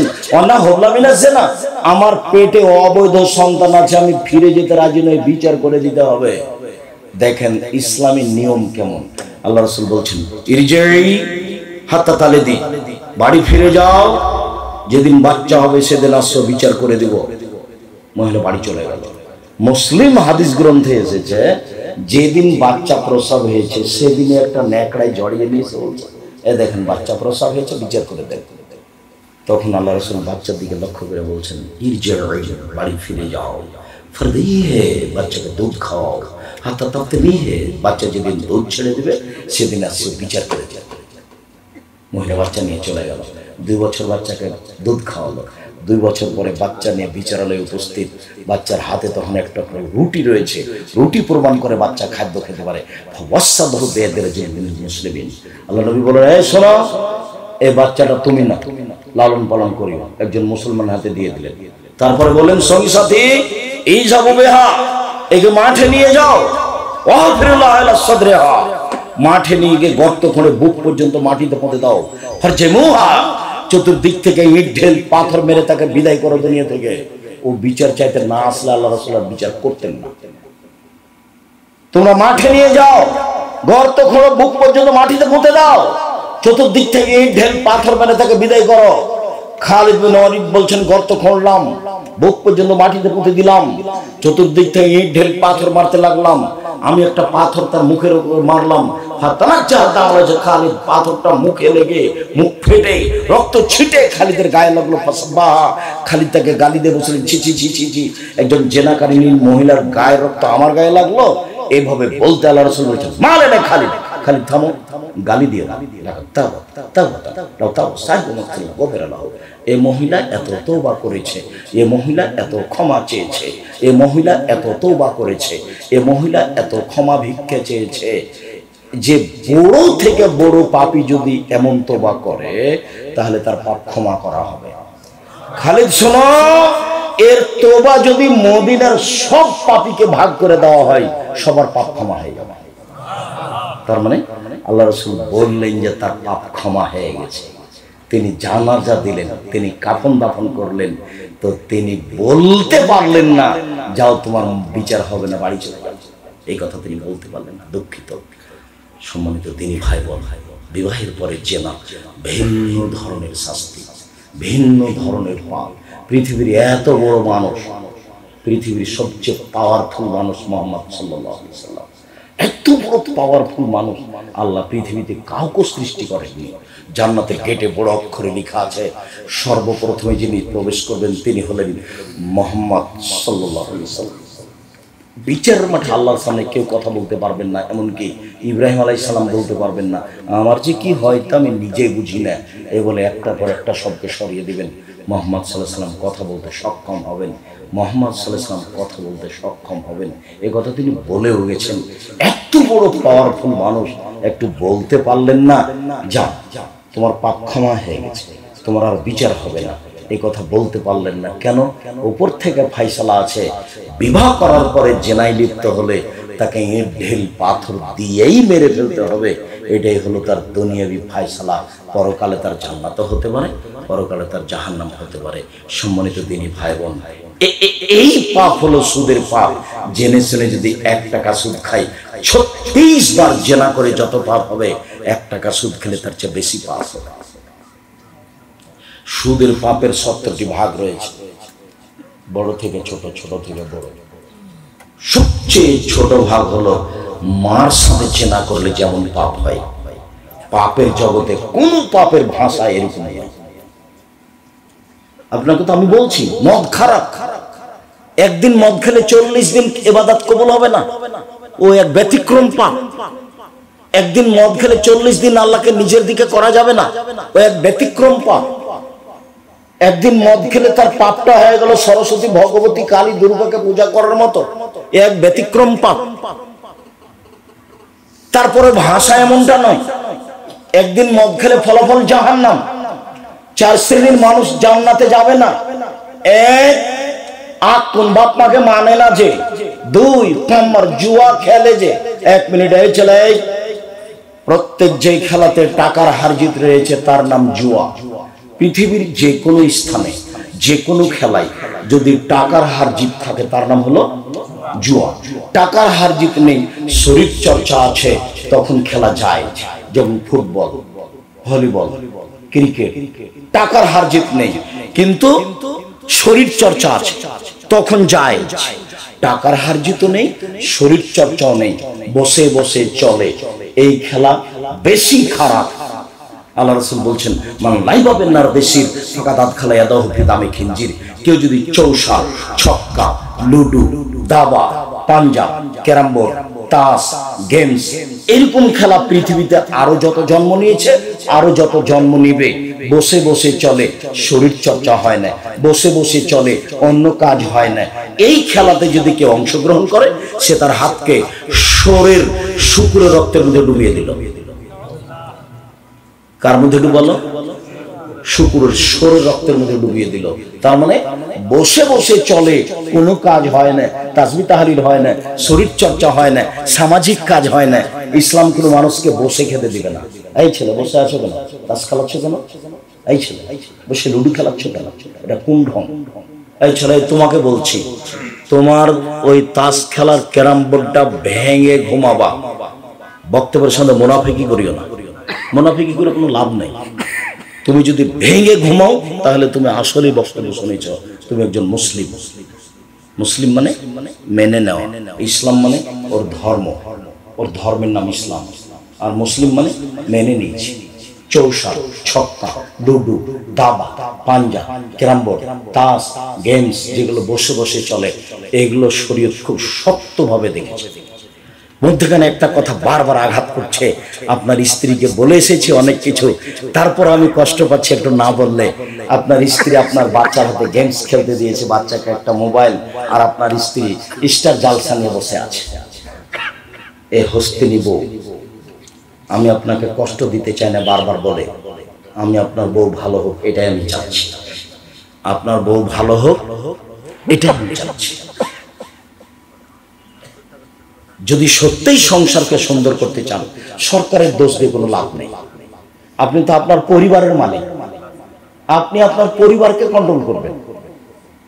আল্লাহ বলছেন কু আনফুসাকুম ওয়া আহলিকুম নার, তুমি নিজেকে জাহান্নাম থেকে বাঁচাও, তোমার পরিবারকে বাঁচাও। আপনাকে তো জনগণের দায়িত্ব দেওয়া হয়নি। মাওলানা সাহেব দিয়ে জাহান্নাম উদ্বোধন হবে। মাওলানা সাহেবকে দিয়ে কি হবে? জাহান্নাম উদ্বোধন হবে। বিপদে মাওলানা সাহেব আছে।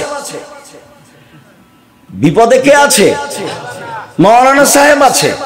তো মাওলানা সাহেবের হলো মুহাম্মদ সাল্লাল্লাহু আলাইহি ওয়াসাল্লামের কথা জাতির কাছে পৌঁছাতে হবে। কিসসা কাহিনী বলতে পাবে না, কে কি করলো এটা বলতে পাবে না। ওকে মুহাম্মদ সাল্লাল্লাহু আলাইহি ওয়াসাল্লামের কথা পৌঁছাতে হবে। ঠিক ঠিক ঠিক ঠিক এভাবে বলছেন আল্লাহর নবী। পৃথিবীর আলেম ওলামা শুনে রাখো, বাল্লিগু আন্নী ওয়ালা আয়া, আমার একটি কথা জানা থাকলে অন্যকে বলো। পৃথিবীর মানুষ, আমার একটি কথা জানা থাকলে অন্যকে বলো। বানি ইসরাইলের কাহিনী বলো, কোনো দোষ নেই। মান কাযাবা আলাইয়া মুতাআম্মিদান ফালিয়াতাওবা মাক্কাদাহু মিনান নার।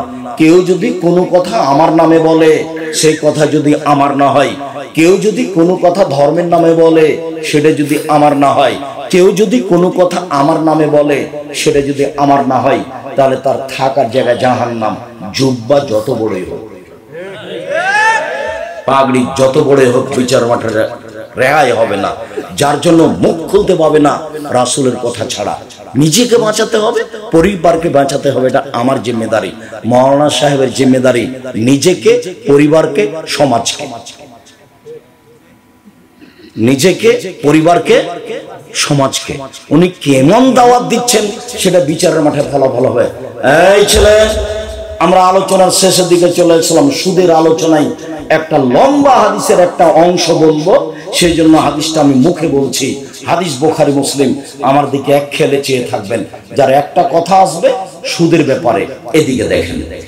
সামর ইবনে জুনদুব রাদিয়াল্লাহু তাআলা আনহু বলেন, আল্লাহর নবী ফজরের সালাত আদায় করেই আমাদের দিকে মুখামুখি বসতেন, আমাদের জিজ্ঞাসা করতেন, তোমরা স্বপ্নে কিছু দেখেছো কি? আমরা কেউ কিছু দেখলে বলতাম, তখন তিনি স্বপ্নের তাবির করে দিতেন। বলতেন, তোমার স্বপ্নের তাবির এই, তোমার স্বপ্নের তাবির এই। তো একদিন তিনি আমাদেরকে জিজ্ঞাসা করলেন, সঙ্গী সাথী, গত রাত্রে স্বপ্নে কেউ কিছু দেখেছ? আমরা বললাম জি না। তখন তিনি বলছেন, শোনো শোনো, আমি দুইজন লোককে দেখেছি। তারা আমার কাছে আসলো, দুই হাত ধরলো, ধরে নিয়ে চলে যাচ্ছে বাইতুল মুকাদ্দাসের দিকে। যেতে যেতে দেখছি একটা লোক বসে আছে আর একটা লোক দাঁড়িয়ে আছে। যে লোকটা দাঁড়িয়ে আছে তার হাতে একটা লোহার বাঁকা লাঠি রয়েছে, মুখের ডান দিক দিয়ে ঢুকিয়ে চিরে পিছন দিকে নিয়ে যাচ্ছে, আবার বের করে মুখের বাম দিকে লাগাচ্ছে। তো বাম দিক চিরতে না চিরতে দেখে ডান দিক ঠিক হয়ে আবার বের করে ডান দিকে নিয়ে আসছে। আমি বললাম, মা একই দৃশ্য। তো তারা দুজন বলছেন, চলতে থাক, চলতে থাক। আমি কিছু না বলে চলতে থাকলাম। চলতে চলতে দেখছি যে একটা লোক চিত হয়ে শুয়ে আছে, আর একটা লোক পাশে দাঁড়িয়ে আছে, তার হাতে একটা বড় পাথর আছে। সে পাথর তার মাথার উপরে, মাথা একবারে ভেঙে চৌচির হয়ে যাচ্ছে, পাথরটা ছিটকে দূরে চলে যাচ্ছে। ও পাথরটা আনতে যাচ্ছে, আনতে না আনতে দেখে মাথা ঠিক হয়ে গেছে, আবার মারছে। তার বললাম এই কি দৃশ্য, ব্যাপারটা কি, এ কোন শাস্তি, তো কি ব্যাপার? তারা দুজন বললেন চলতে থাক। আমি কিছু না বলে চলতে থাকলাম। আস্তে আস্তে দেখি একটা গর্তের মতো, চুলহার মতো একটা গর্ত, উপরের দিক সংকীর্ণ, নিচের দিক প্রশস্ত। দেখি তার ভিতরে আগুন জ্বলছে, আগুন উপরে চলে যাচ্ছে, আবার নিচে যাচ্ছে। দেখি তার ভিতরে পুরুষ এবং নারী উলঙ্গ অবস্থায় জমা ধরে আছে, উলঙ্গ অবস্থায় দুজন করে জমা ধরে আছে, উপরে চলে যাচ্ছে, আবার নিচে আসছে, আবার উপরে যাচ্ছে, আবার নিচে আসছে। একই। তারা দুইজন বলে চলতে থাকে, আর কিছু না বলে চলতে থাকলাম। আস্তে আস্তে দেখি একটা নদী, নদীতে পানি নেই, শুধু রক্ত, রক্ত, পানি নেই। তো দেখছি নদীর পাশে একটা লোক দাঁড়িয়ে আছে, হাতে পাথর আছে, আর মাঝামাঝিতে একটা লোক আছে, খুললো মারা দেয় হয়ে যায়। যতবার উঠার চেষ্টা করছে, পাশ থেকে পাথর মেরে তার মুখটাকে ভেঙে দিচ্ছে পাশের লোকটা। যতবার চেষ্টা করছে উঠার, ততবার পাথর দিয়ে তাকে রক্তের মাঝামাঝিতে করে দিচ্ছে আর মুখটা ভেঙে দিচ্ছে। আমি বললাম এ কি? তারা দুজন বলে চলেন, চলতে থাকেন। আমি কিছু না বলে চলতে থাকলাম। দেখি একটা বাগান, সবুজ বাগান, অনেক বড়। দেখি গাছ, একটা অনেক বড় গাছ, বাগানের ভিতরে গাছের পাশে একটা বৃদ্ধ মানুষ বসে আছে, বৃদ্ধ মানুষ। তার সামনে দেখি অনেকগুলো বাচ্চা ছেলে আছে। দেখি পাশে একটা লোক দাঁড়িয়ে আছে, তার হাতে একটা লোহার বাঁকা লাঠি আছে, এইভাবে আগুনকে উত্তেজিত করছে। এটা আমি দেখতেই তারা দুজন উপর দিকে নিয়ে চলে গেল, একটা ঘরে ঢোকালো। এত সুন্দর ঘর আমি কোনোদিন দেখিনি। ঘরে আছে যুবক, ঘরে আছে যুবতী, ঘরে আছে মহিলা, ঘরে আছে পুরুষ, ঘরে আছে বৃদ্ধ মানুষ, সব ভর্তি। বের করে নিল, আরো উপরে নিয়ে গেল আর একটা ঘর। আল্লাহু সামাদ। পরের ঘরটা আগের ঘরের চেয়ে আরো সুন্দর। দেখি এখানে যুবক আছে আর বৃদ্ধ মানুষ আছে। আমি বললাম এই শোনো, এতক্ষণ যা দেখলাম বলে দাও, কি দেখলাম? কালা। তারা দুজন সব বলে শুনে। ওই যে প্রথম লোকটাকে দেখলেন না, ডান দিক দিয়ে, মুখের ডান দিক দিয়ে বাঁকা লোহার লাঠি ঢুকিয়ে চিরে ফেলা হচ্ছে। ফারাজুল কাযযাব, মিথ্যে কথা বলে। যতদিন পর্যন্ত জাহান্নাম জান্নাত বিচার না হচ্ছে, ততদিন পর্যন্ত তার এই শাস্তি হতে থাকবে। মিথ্যে কথা থেকে বিরত থাকতে হবে। আল্লাহ নবী বলছেন, পৃথিবীর মানুষ শুনে রেখো, কেউ যদি মজাক করে হলেও মিথ্যে না বলে, আমি মুহাম্মদ সাল্লাল্লাহু আলাইহি ওয়াসাল্লাম তাকে একটা জান্নাতে ঘর নিয়ে দেব। মজাক করে হলে মিথ্যে না বলে, যে মিথ্যে বলবে তার শাস্তি এই।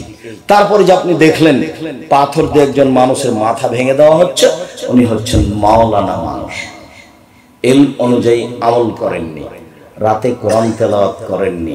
মাওলানা সাহেব বড় বিপদে, এই কারণে তার মাথাকে ভেঙে দেওয়া হচ্ছে। তারপরে যে আপনি দেখলেন চুলার মতো একটা গর্ত, ধাঁধা ধাঁধা করে আগুন জ্বলছে, উপরে যাচ্ছে, নিচে নেমে আসছে। এই পুরুষ এবং নারী উলঙ্গ হয়ে জমা ধরে আছে, উপরে উঠে যাচ্ছে, আবার নিচে নামে আসছে। এ হলো ব্যভিচার। ব্যভিচার জেনায় লিপ্ত থাকতো। বোঝা গেল না কথা মনে হয়? আমি এখানে আরেকটা বাক্য ব্যবহার করি। আল্লাহ নবী আরেকদিন বলছেন, আমি ঘুমিয়ে আছি, দুইজন লোক আসলো, এসে আমার দুই হাত ধরে নিয়ে চলে গেল। হঠাৎ দেখি মানুষ অনেক ফুলে ফেঁপে খুব উঁচু উঁচু হয়ে আছে, দুর্গন্ধে টিকা যায় না। মনে হচ্ছে ওরা গণশৌচাগার, মনে হচ্ছে ওরা গ্রামের টয়লেট, মনে হচ্ছে ওরা গণশৌচাগার, মনে হচ্ছে ওরা গ্রামের টয়লেট। আমি বললাম, জিবরাইল এরা কে? তখন জিবরাইল বলছে, ওহমুজ্জনাতা জাওয়ানি, এরা হলো ব্যভিচার। এই ছেলে মনে থাকবে, জমা ধরে আগুনে জ্বলছে, এরা কারা? ব্যভিচার নেই। আর একটা বর্ণনায় আল্লাহ নবী বলছেন যে খুব স্বাস্থ্য মোটা মোটা হয়ে আছে, দুর্গন্ধে টিকা যায় না, এরা কারা? ব্যভিচার নেই। এইখানে আল্লাহ নবী একটা কথা বলেছেন যে যারা ব্যভিচার মহিলা, ওদের লজ্জা স্থানের গন্ধে জাহান্নামীরা জাহান্নামে টিকতে পারবে না। যদি ওই সূত্রের একটা দুর্বলতা পেশ করা আছে, কিন্তু তিনি এই কথা বলেছেন। তারপরে যে আপনি দেখলেন না, একটা লোক রক্তের নদীতে পড়ে আছে, নদীতে পানি নেই, যতবার উঠার চেষ্টা করছে ততবার তার মুখের উপরে পাথর দিয়ে তার মুখটা ভেঙে দেওয়া হচ্ছে। আকেলুর রেবা, ও হলো সুদখোর। এটা হলো আমাদের আলোচনার সাথে সম্পৃক্ত কথা। হাদিস বুখারী। যার মুখকে যে লোকটা রক্তের নদীতে পড়ে আছে, পাথর দিয়ে মুখ ভেঙে দেওয়া হচ্ছে, কে? সুদখোর। বিচারের দিন পর্যন্ত এভাবে শাস্তি হতে থাকবে। এই ছেলে, এক টাকা সুদ খেলে 36 বার জেনা করে যত পাপ হবে, 1 টাকা সুদ খেয়ে তার চেয়ে বেশি পাপ হবে। 2, সুদের পাপের 17টি ভাগ রয়েছে। ছোট ভাগ হলো মার সাথে জেনা করলে যেমন পাপ হয়। 3, কে যদি সুদ খায় তাহলে তাকে রক্তের নদীতে ফেলে দিয়ে এইভাবে শাস্তি দেওয়া হবে। মনে রাখতে হবে 24 ঘন্টার মধ্যে সুদের লেনদেন বন্ধ করতে হবে, কিস্তি বন্ধ করতে হবে, লোন নিয়ে বাড়ি গাড়ি করতে হবে না, বউকে খুশি করতে হবে না, ছেলে মেয়েকে খুশি করতে হবে না। আল্লাহ নবী দিন রাত বলতেন, আউযু বিকা মিনাল মাকসাব ওয়াল মাগরাম, আমি তোমার কাছে বাঁচতে চাই বড় পাপ হতে, তোমার কাছে বাঁচতে চাই ঋণ কর্জ হতে, তোমার কাছে বাঁচতে চাই বড় পাপ হতে, তোমার কাছে বাঁচতে চাই ঋণ কর্জ হতে। ঋণ কর্জ ভিন্ন জিনিস। জানাজা রেডি, আল্লাহ রাসূল শুরু করবেন। এই ঋণ আছে নাকি? জি আছে। তাহলে গেলাম আমি, তোমরা জানাজা করো। যার ঋণ আছে তার জানাজা হবে। হুজুর পড়িয়ে দিয়েছেন তো, হুজুর টাকা দিয়ে তারা রেখেছে, সেই জন্য। আপনি আমাকে বলেন তো দেখি, আমার জীবনে এমন কোনো দিন আসেনি, এই দীর্ঘ জীবনে আমি 90 সাল থেকে শিক্ষকতা করি। 88 আগস্টের 20 তারিখ বুধবার পরিস্থিতি আমাকে কোনোদিন চাপ দিয়ে কোনো কথা করিয়ে বলতে পারিনি, সাহসী রাখে না, ওই হিসাবে আমি করি না। আল্লাহ আমাকে এমন ভালোভাবে রেখেছে, আপনার টাকা দিয়ে আমাকে চলতে হবে এরকম আমার কোনোদিন পার হয়নি। আমি আপনাকে টাকা দিতে প্রস্তুত ইনশাআল্লাহ, ওই হিসেবে আমি করি না। যার কারণে আমি কোনোদিন এই বিপদের মধ্যে আল্লাহ আমাকে ফেলেননি। আমি আমার জীবনে কোনোদিন অপ্রয়োজনীয় বাক্য বলি না, আমার জীবনে আমি কোনোদিন মাযহাব নিয়ে কথা বলিনি, আমার জীবনে আমি কোনোদিন সরকার নিয়ে কথা বলিনি। সামনে দাঁড়ালে বসলে বিষয়ভিত্তিক কথা বলি। যা বলছি, সুদের পাপ মহাপাপ, সুদের পাপ মহাপাপ। সুদ মানে হলো টাকাকে নিজস্ব গতিতে না রাখা। টাকার নিজস্ব গতি কি? বিনিময়ে ব্যবহার হবে। 1 কেজি বেগুন নিয়েছি, বিনিময় কি দিব? টাকা। যদি টাকা নিয়ে টাকা দিয়ে যদি টাকা নিই তাহলে ওর উপরে জুলুম করা হলো। যদি টাকা দিয়ে টাকা নিই তাহলে টাকাকে নিজ গতিতে ব্যবহার হতে দেওয়া হলো না, ওর উপরে জুলুম হলো। এখন সমাজ নিঃস্ব হবেই। তখন আল্লাহ বলেছেন ওর টাকা কমে যাবে, আল্লাহর নবী বলেছেন ও নিঃস্ব হবে। হাদিস এবং কোরআনের সমন্বয়ে আব্দুর রাজ্জাক বিন ইউসুফ বলেছেন তাকে একদিন ভিক্ষা করে খেতে হবে, সে একদিন ভিক্ষুক হবেই। হয় সে ভিক্ষা করবে, না হয় তার ছেলে করবে, না হয় তার ছেলে করবে। সুদের টাকা থাকবে না। আল্লাহ বলেছেন কমে যাবে, নবী বলেছেন নিঃস্ব হবে। যেহেতু নিঃস্ব, কাজে দেশের সব টাকা 2-1 জনের কাছে চলে যাবে, বাকি লোক নিঃস্ব হয়ে যাবে। পৃথিবীর টাকা 2-1টা দেশে চলে যাবে, বাকি দেশগুলি দেউলিয়া হয়ে যাবে। এটা হলো সুদের ফলাফল। এই চলে, সুদের নিজস্ব গতি কি? ওকে বিনিময়ে ব্যবহার হতে হবে, একটা দিয়ে একটা নিতে হবে। যদি টাকা দিয়ে টাকা নেওয়া হয় তাহলে টাকার উপরে কি করা হবে? জুলুম করা হবে। তখন মানুষের টাকা কমে যাবে, আল্লাহ বলেন। তখন মানুষ নিঃস্ব হবে, আল্লাহর নবী বলেন।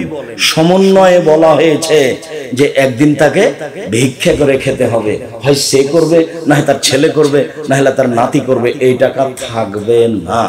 সুদ মহাপাপ। সুদের যে ভাষা ব্যবহার করা হয়েছে অন্য কোনো পাপের সে ভাষা ব্যবহার করা হয়নি। মর্মে 24 ঘন্টার মধ্যে আপনার স্ত্রীকে কিস্তি বন্ধ করার জন্য অনুরোধ জানাচ্ছি, আপনাকে অনুরোধ জানাচ্ছি। শেষে বলেছি আপনি আপনার বাপের জমিদারি দিয়ে খান, সমস্যা নেই। বাপের জমি আছে শত শত বিঘা, পাপ নাই। আপনি দেন, লিজ দেন। লিজ বুঝেন? ভাড়া দেওয়া। কট রাখা না যায়, কট রাখা যাবে না, বন্ধক রাখা যাবে না।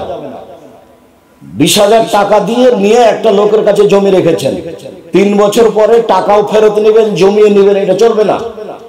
লিজ জায়েজ, ভাড়া জায়েজ। এই জমি আপনি 20,000 টাকায় 1 বছরের জন্য খেতে দিলেন, বছরও শেষ, টাকাও শেষ। এর নাম ভাড়া। বাপের জমিদারি আছে, জমি ভাড়া দিয়ে খান। বড় শিক্ষা অর্জন করেছেন, চাকরি করে খান।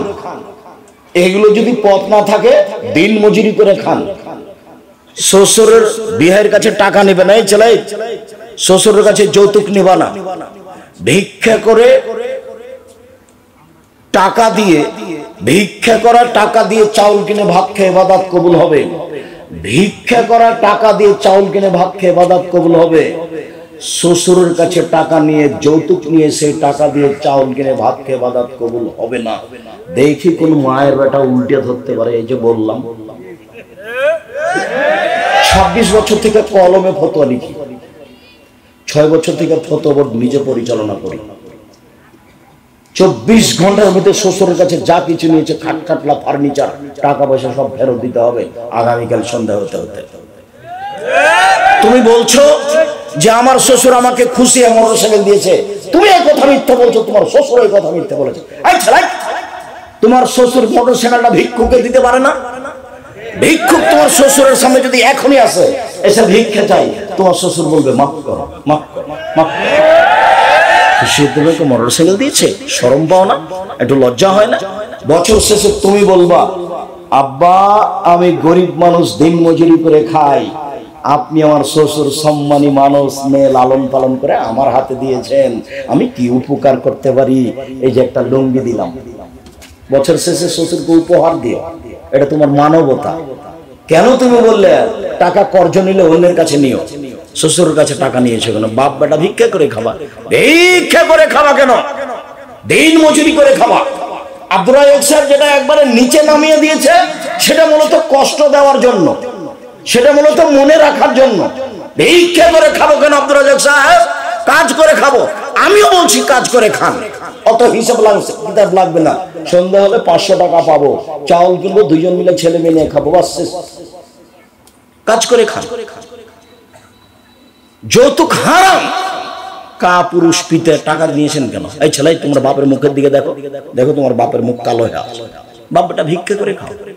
যদি তোমাকে গ্রামে ভিক্ষা না দেয়, পাবনা ট্রেন স্টেশনে যাও, পাবনা বিমানবন্দরে যেতে যাও, তোমার ওই বাস টার্মিনালে যাও, ভিক্ষা করে খাও। মানুষের কাছে টাকা নিবে কেন? শ্বশুরের কাছে টাকা নিবে কেন? যৌতুক নেবে কেন? যৌতুক চিরদিনের জন্য হারাম। টাকা দিয়ে বিবাহ করতে হবে। আমি আব্দুর রাজ্জাক বিন ইউসুফ, আমার কাছে টুটা ফাটা যা বিদ্যা আছে, এমন কোনোদিন হাদিস পেশ করতে পারিনি যে হাদিস দিয়ে বোঝা যায় যে মেয়ের বাপের 10টা টাকা খরচ হবে, এরকম বোঝা যায়। সব টাকা খরচ হবে ছেলের বাপের।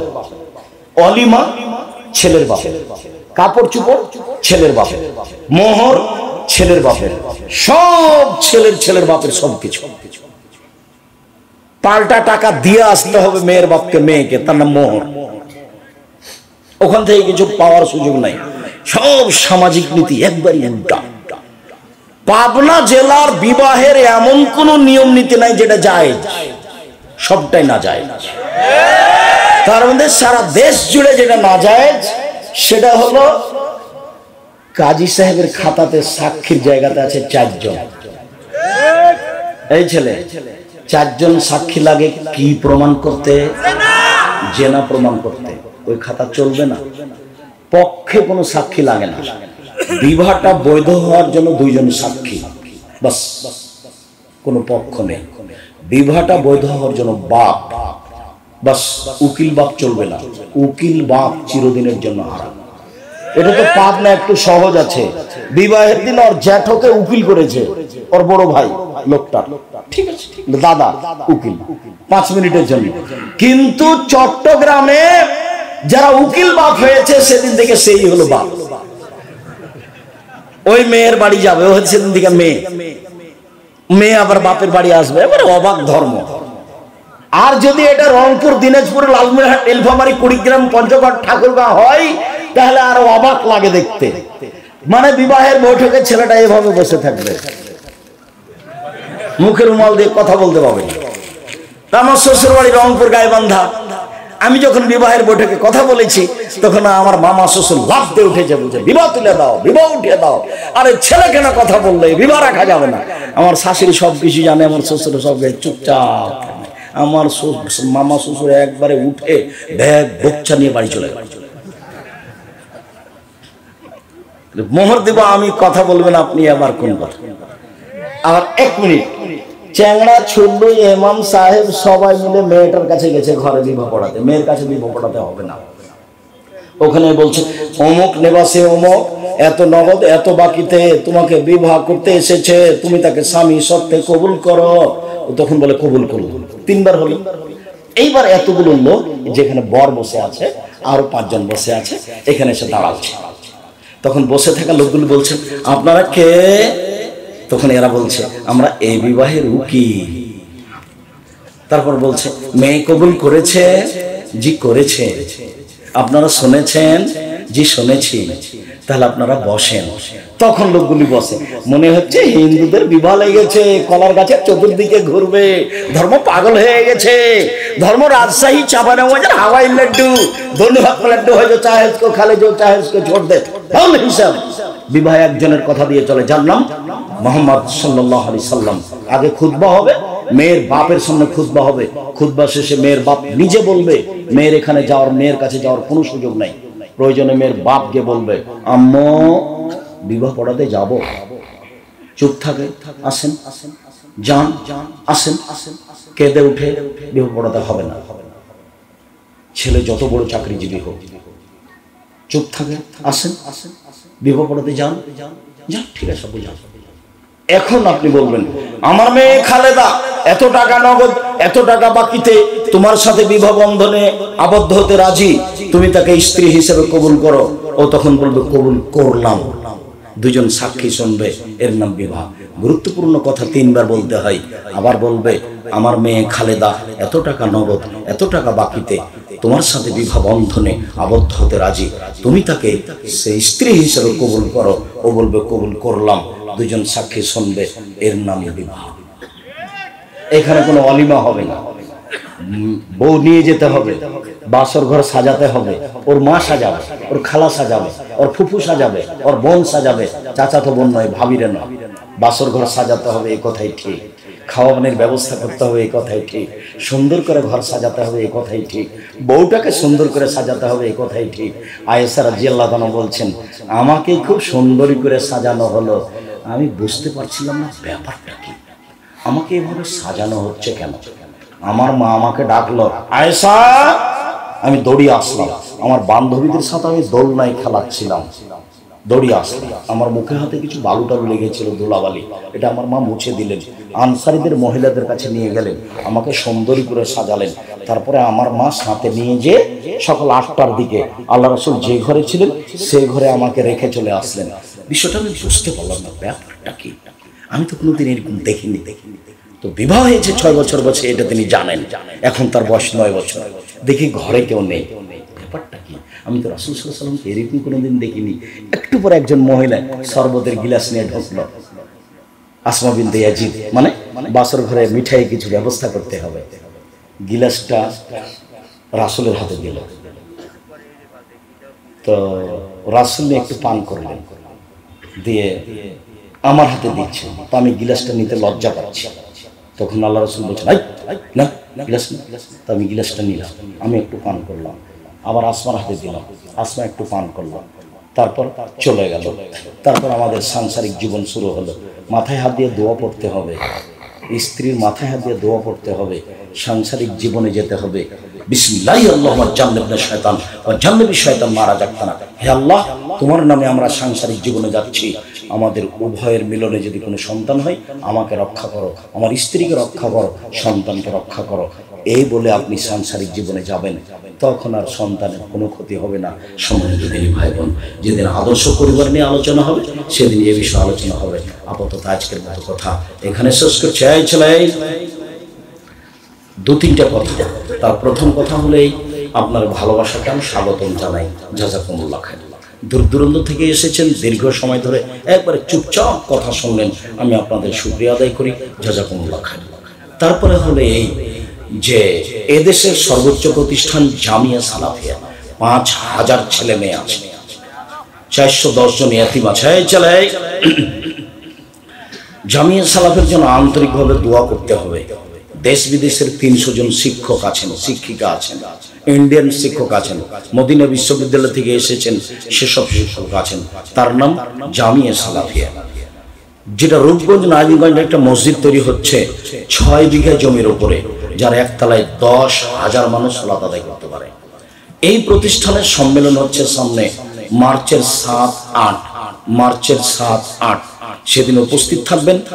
আর আমি বলেছি আমি দিন প্রচার করতে চাই মুখে, মিডিয়ায়, কলমে। কলম আমার সাথে আছে। আজকের কথাগুলি পাবেন উপদেশ বইয়ে এবং অন্যান্য বইয়ে। কে বড় লাভবান, কে বড় ক্ষতিগ্রস্ত, আদর্শ না দেয় আদর্শ পরিবার। ওই আব্দুল্লাহর যে দেশ জুড়ে মক্তব চালু করব, এটা যে তার জীবন বাজি রেখে চেষ্টা, এর জন্য দোয়া করবেন। দেশ জুড়ে মক্তব চালু করবে শিক্ষা কার্যক্রম নিয়ে আর দাওয়াতি কার্যক্রম নিয়ে। তার একটা আদর্শ শিক্ষা বই আছে, সিলেবাস তৈরি করা আছে, সেগুলো নিয়ে যাবেন। আব্দুল্লাহর মিন্নাতুল বারি বই আছে, ব্যতিক্রম বুখারীর ব্যাখ্যা। আর জামিয়া সালাফের মুখপাত্র পত্রিকা মাসিক আল ইতিসাম পত্রিকা, সবাই পত্রিকাগুলি নিয়ে যাবেন।